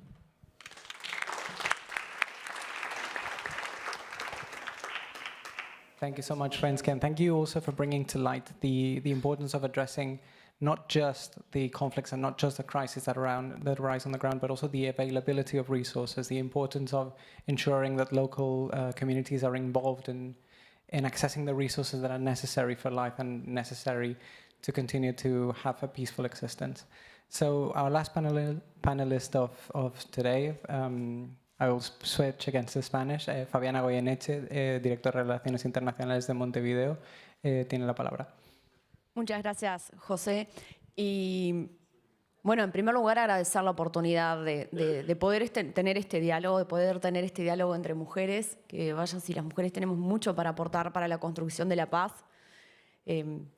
Quizá y aprovechando las palabras de quien me precedió, bueno, también saber que no todas las mujeres estamos representadas en este panel y tenemos que seguir trabajando para que estos diálogos sean cada vez más diversos, porque nos necesitamos de todas y de todos para construir esa paz que es tan importante en este momento y tan necesaria. Ayer hablábamos de que en el Pacto por el Futuro y la agenda de paz tiene un rol muy importante, ¿no? Es un eje sumamente fundamental. Y si bien es bastante obvio, es importante reiterar e insistir en que sin la paz no vamos a alcanzar ni los objetivos de desarrollo sostenible, ni ninguno de los objetivos y los propósitos que este pacto para el futuro que estamos construyendo hacia la cumbre de septiembre se está proponiendo. Precisamente ayer, cuando hablábamos de las propuestas de los gobiernos locales y regionales para la cumbre del futuro y de nuestros aportes a la declaración, al borrador de declaración para el Pacto del Futuro, señalábamos varias faltas que hay todavía, varios pendientes, sobre todo la falta de mención de los gobiernos locales y regionales, que me parece bueno traerlo a colación, sobre todo por el hecho de poner en el centro cuál es realmente la relación entre los gobiernos locales y regionales y la construcción de la paz. ¿Es algo que nos estamos imaginando nosotros, que nos encanta dialogar entre convencidas y convencidos, o realmente tenemos algo importante que aportar? Por eso nosotros los gobiernos locales y regionales hemos planteado y estamos planteando a Naciones Unidas que en el capítulo sobre paz y seguridad se incluya explícitamente la diplomacia de ciudades y la cooperación descentralizada como una herramienta fundamental, sobre todo como diplomacia preventiva, porque cuando hablamos de construcción de paz tenemos que pensar en la prevención. Y es que los gobiernos locales y regionales tenemos todo que ver con la prevención de las violencias y con la construcción de la paz. ¿Cómo no vamos a estar involucrados cuando las violencias urbanas y las violencias todas se gestan, se desarrollan y se combaten en nuestros territorios? Tantas veces hablamos de que estamos en la primera línea frente a tantas situaciones, vaya si lo estaremos, incluso cuando estoy hablando precisamente en representación de un gobierno local que no tiene competencia en seguridad. Constitucionalmente lo tenemos, de hecho, restringido, pero vaya si tenemos que ver con la construcción de la paz y con la construcción de seguridad, que es mucho más que combatir la violencia o combatir el delito o combatir la inseguridad. La violencia basada en género, el racismo, la discriminación, la xenofobia, los discursos de odio, el extremismo, la violencia armada, el crimen organizado, todo pasa por nuestras ciudades. La violencia que es producto del hambre y de la exclusión también pasa por nuestras ciudades. Y vaya si los gobiernos locales y regionales atendemos esas situaciones.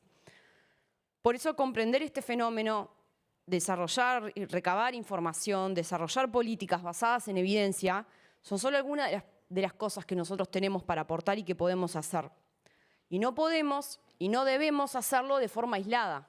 Si hay algo que nuestro sistema multilateral nos ha enseñado, es qué importante que es trabajar juntas frente a los desafíos, y más en este mundo globalizado y en estos tiempos que corren.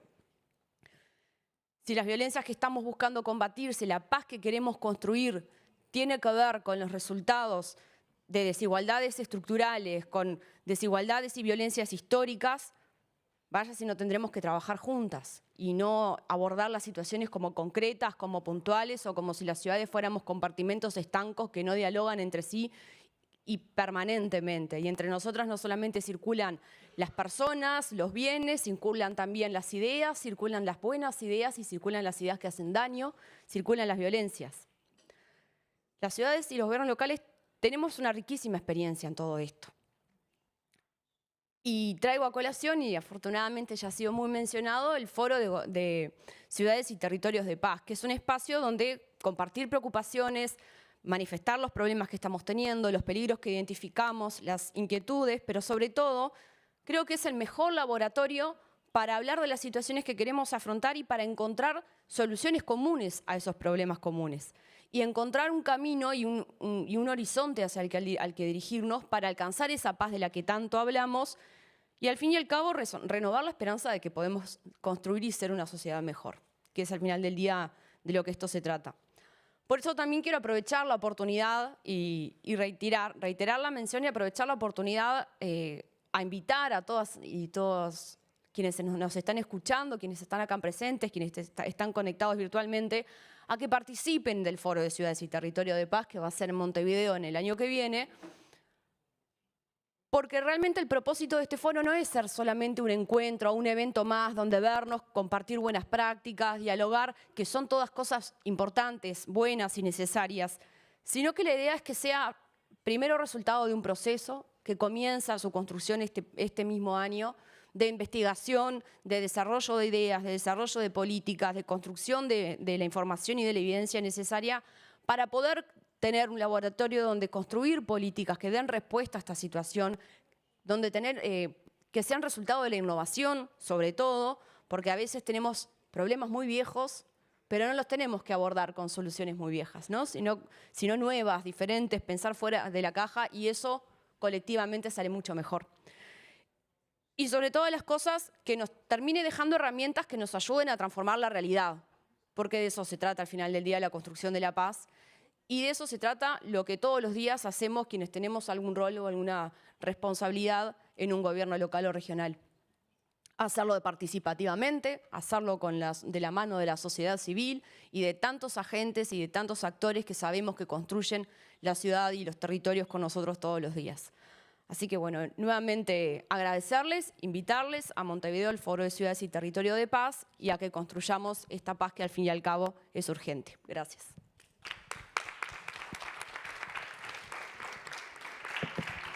Muchísimas gracias, Fabiana, por las aportaciones en torno al borrador del pacto, la necesidad de que incluyamos a los gobiernos locales y regionales y a los gobiernos locales como gente que puede ser transformador mediante el intercambio de experiencias. También por la mención a unirse al foro, que como ya has dicho, no es un encuentro de ciudades, sino que es un proceso que lleva vivo unos años y que seguirá haciendo la función de aportar ideas nuevas para resolver crisis que llevan tiempo estancadas.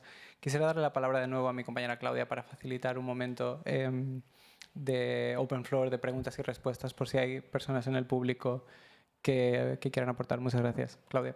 Yes, well, my colleague Jose just said it. Well, first, thank you to all the panelists. It was so inspiring. I learned so much. Thank you. I think we need to keep talking about this more and more. It's been great. Is there anyone from the audience who wants to say anything, react, comment on one of the contributions, or bring something new to the table? Otherwise, we'll go to Emilia for the wrap-up.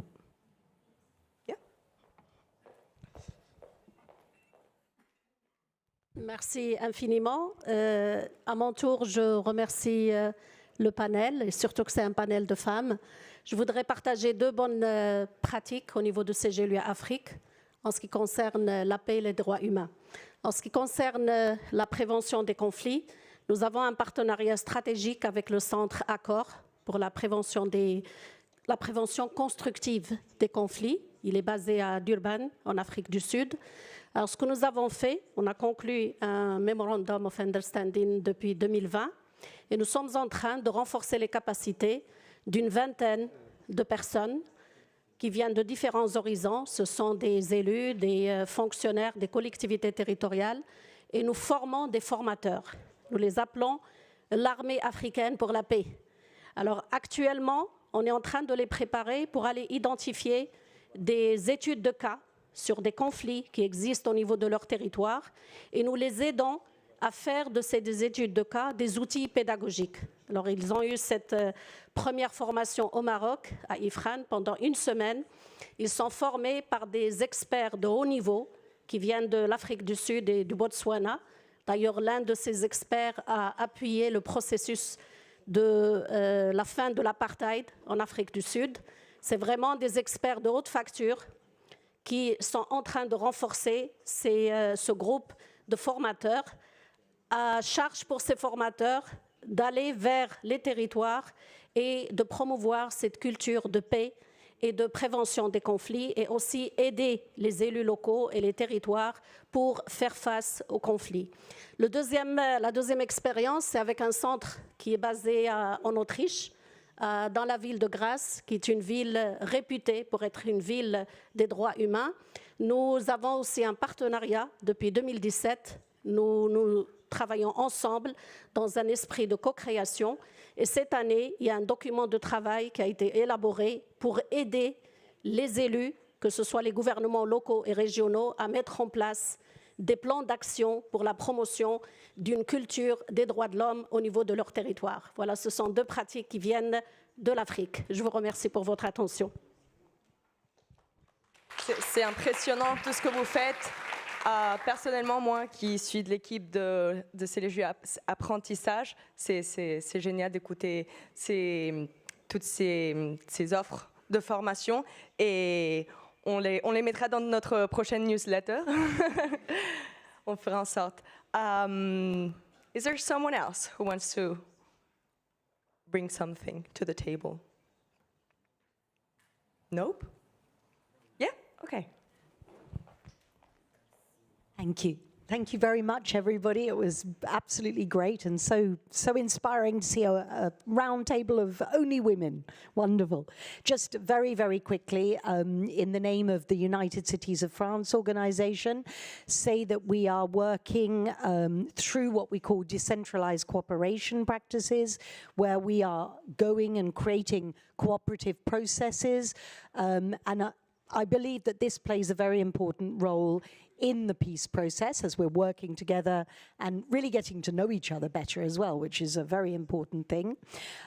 We have also set up some crisis funds when disaster hits somewhere, wherever it might be.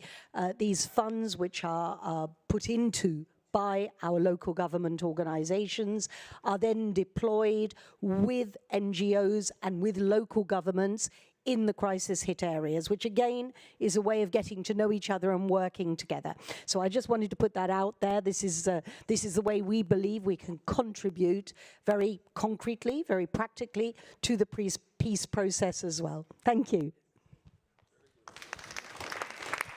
Thank you very much. I mean, I would love to hear from all of you, although we don't have time. But yeah, it's great to see how many things you're doing in your territories. Thank you. I think we can go now to Emilia for the wrap-up. Yeah? I'm ready.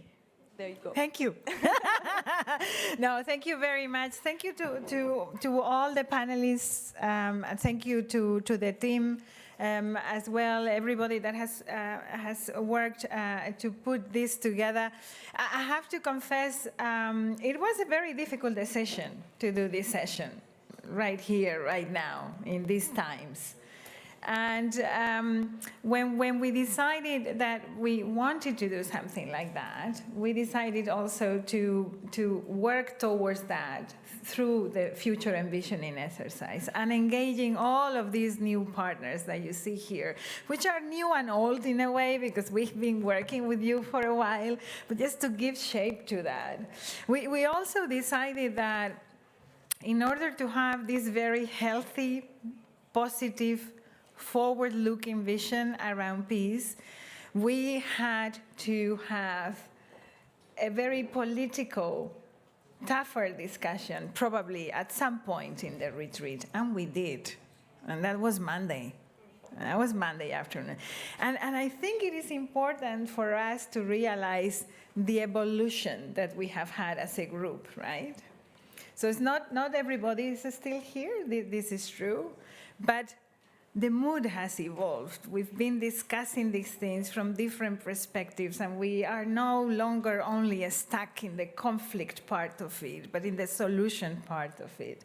And that's what we want to do. That is what the municipal peace talks are about. That's what our forum is about. That's what the award is about. This is what our partnerships are about. So I'm really grateful for this discussion, and I want to thank you again. Thank you, team. And I suggest that we go to the wrap-up session to close up this wonderful day. So thank you very much, everyone.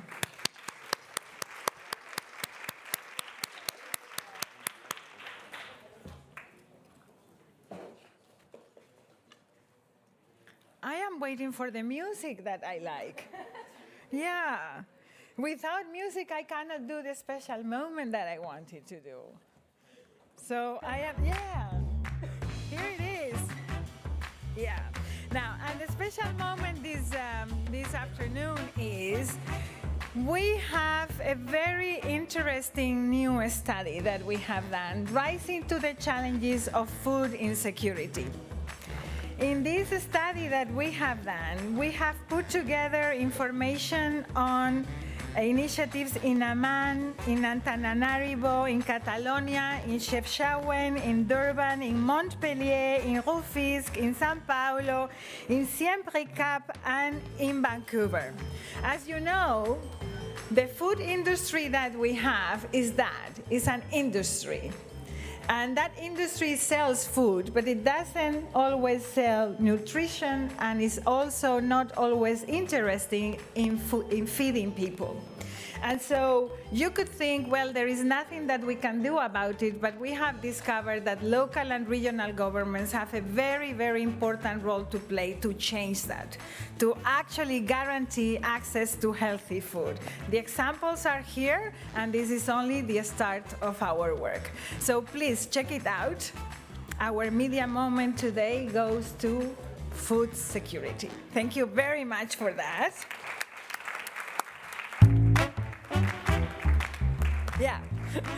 And now let me close this day. My colleagues that are going to, from the monitoring team, are going to join me there. But I wanted to pick up on something. Some of the panelists were thanking the interpreters in the back of the room. Let me give you a piece of news. The interpreters are in a different town. It's online interpretation. You don't see them here. The people that you see full of things and they look like TV directors, they are the producers of this event, and they are our team as well, right? So every day there is a room director, every day there is a day director, and we have a full week directors, women. So you need to know that that is what is happening in the back, in the back there. And you have the sound producers and the light producers and everything to guarantee that the discussion that happens here also is available for anyone that wants to join us online. And as you have seen, we have a lot of interventions online, and people are following both in streaming and here. I wanted to emphasize this because everybody is so enthusiastic about the format. And the format doesn't exist in itself. It's not a miracle. It is an investment of a full team. Every single person in the World Secretariat, about 40 people, is engaged in the production of this week. And every single person has different roles throughout the week. And all of them do production, pinning, prepare concept notes, do translations, check the rooms that you are in, bring water, take away this when it is the Global Task Force Day. I want you to realize that this retreat is a miracle because the team is a miracle.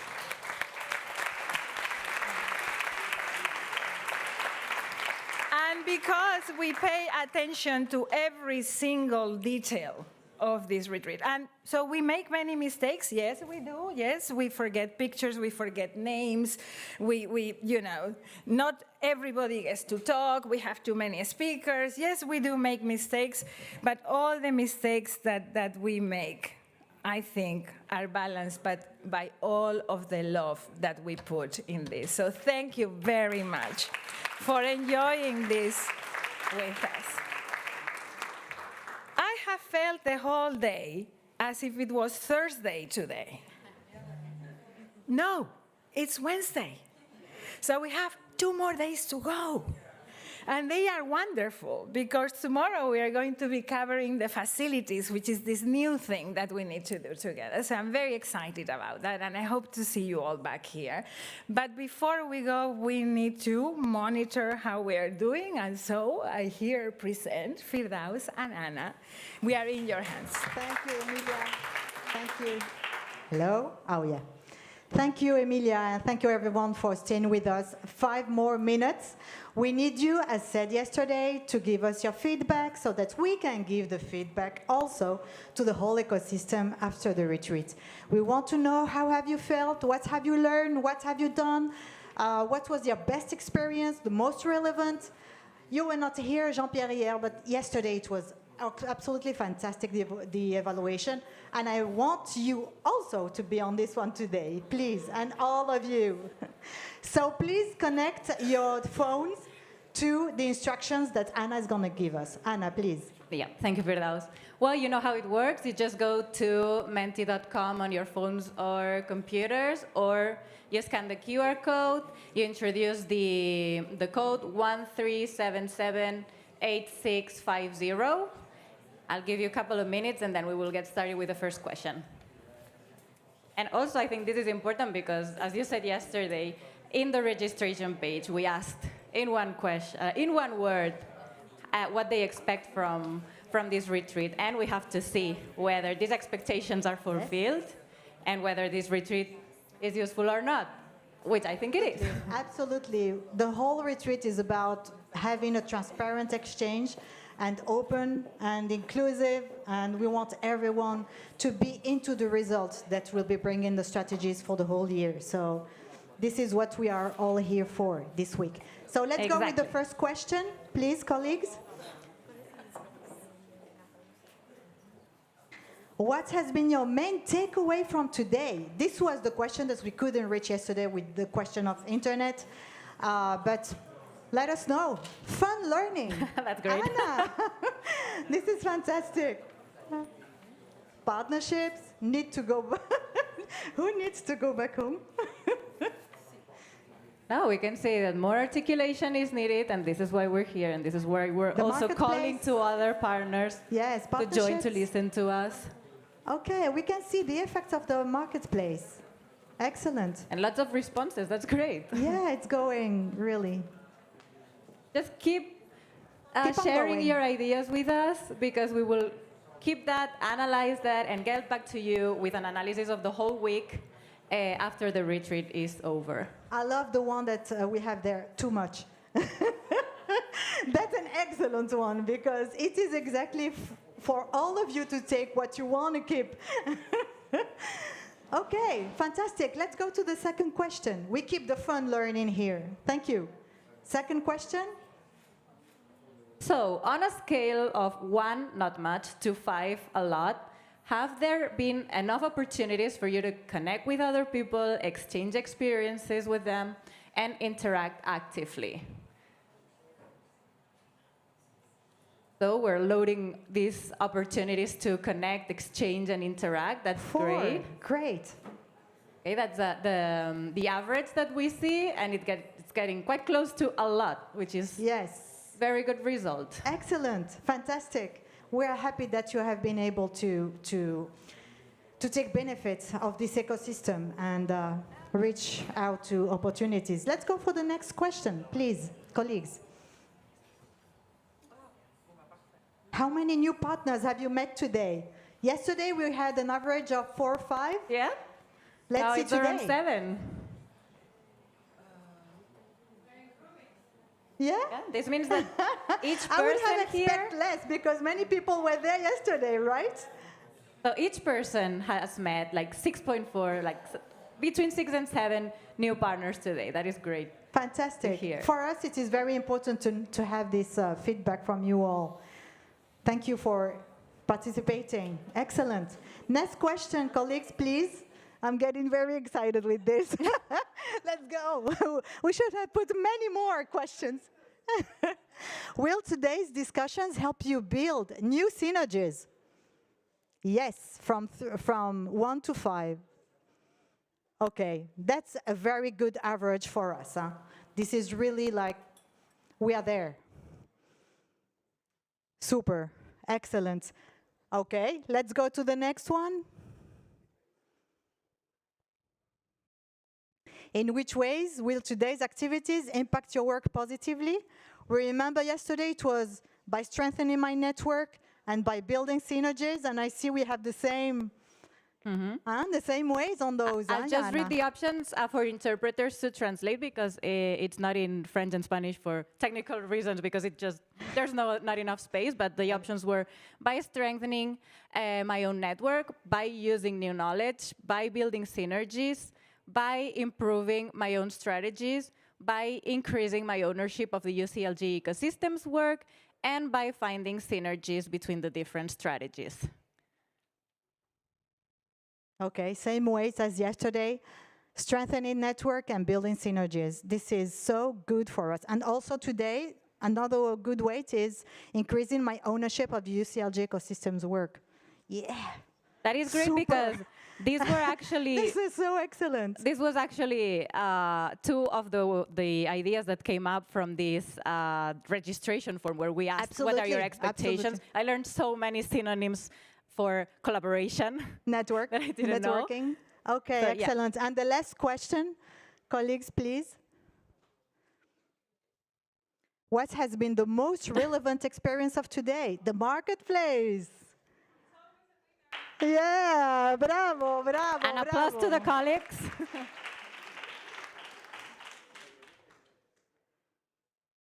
The big winner. Wow. But migrants are also there, so human mobility is a very Yeah. important issue and a relevant experience for the colleagues here. Collaboration again. Peace is also there. Love. The seven I keys. keep that one. Personally, I keep that one. But look at the success of the marketplace. Excellent. Huh? The marketplace is definitely going to be stalling again, and then somewhere else in the world there is going to be a marketplace again. I think this is the last one. Thank you all. Are we happy, monitoring team? Very, very happy. And as I said yesterday, we will be coming back to you with all the results and analysis. And tomorrow, back here at 10. Look, it's very early in Barcelona. Go and enjoy the city. Thank you very much. Bye.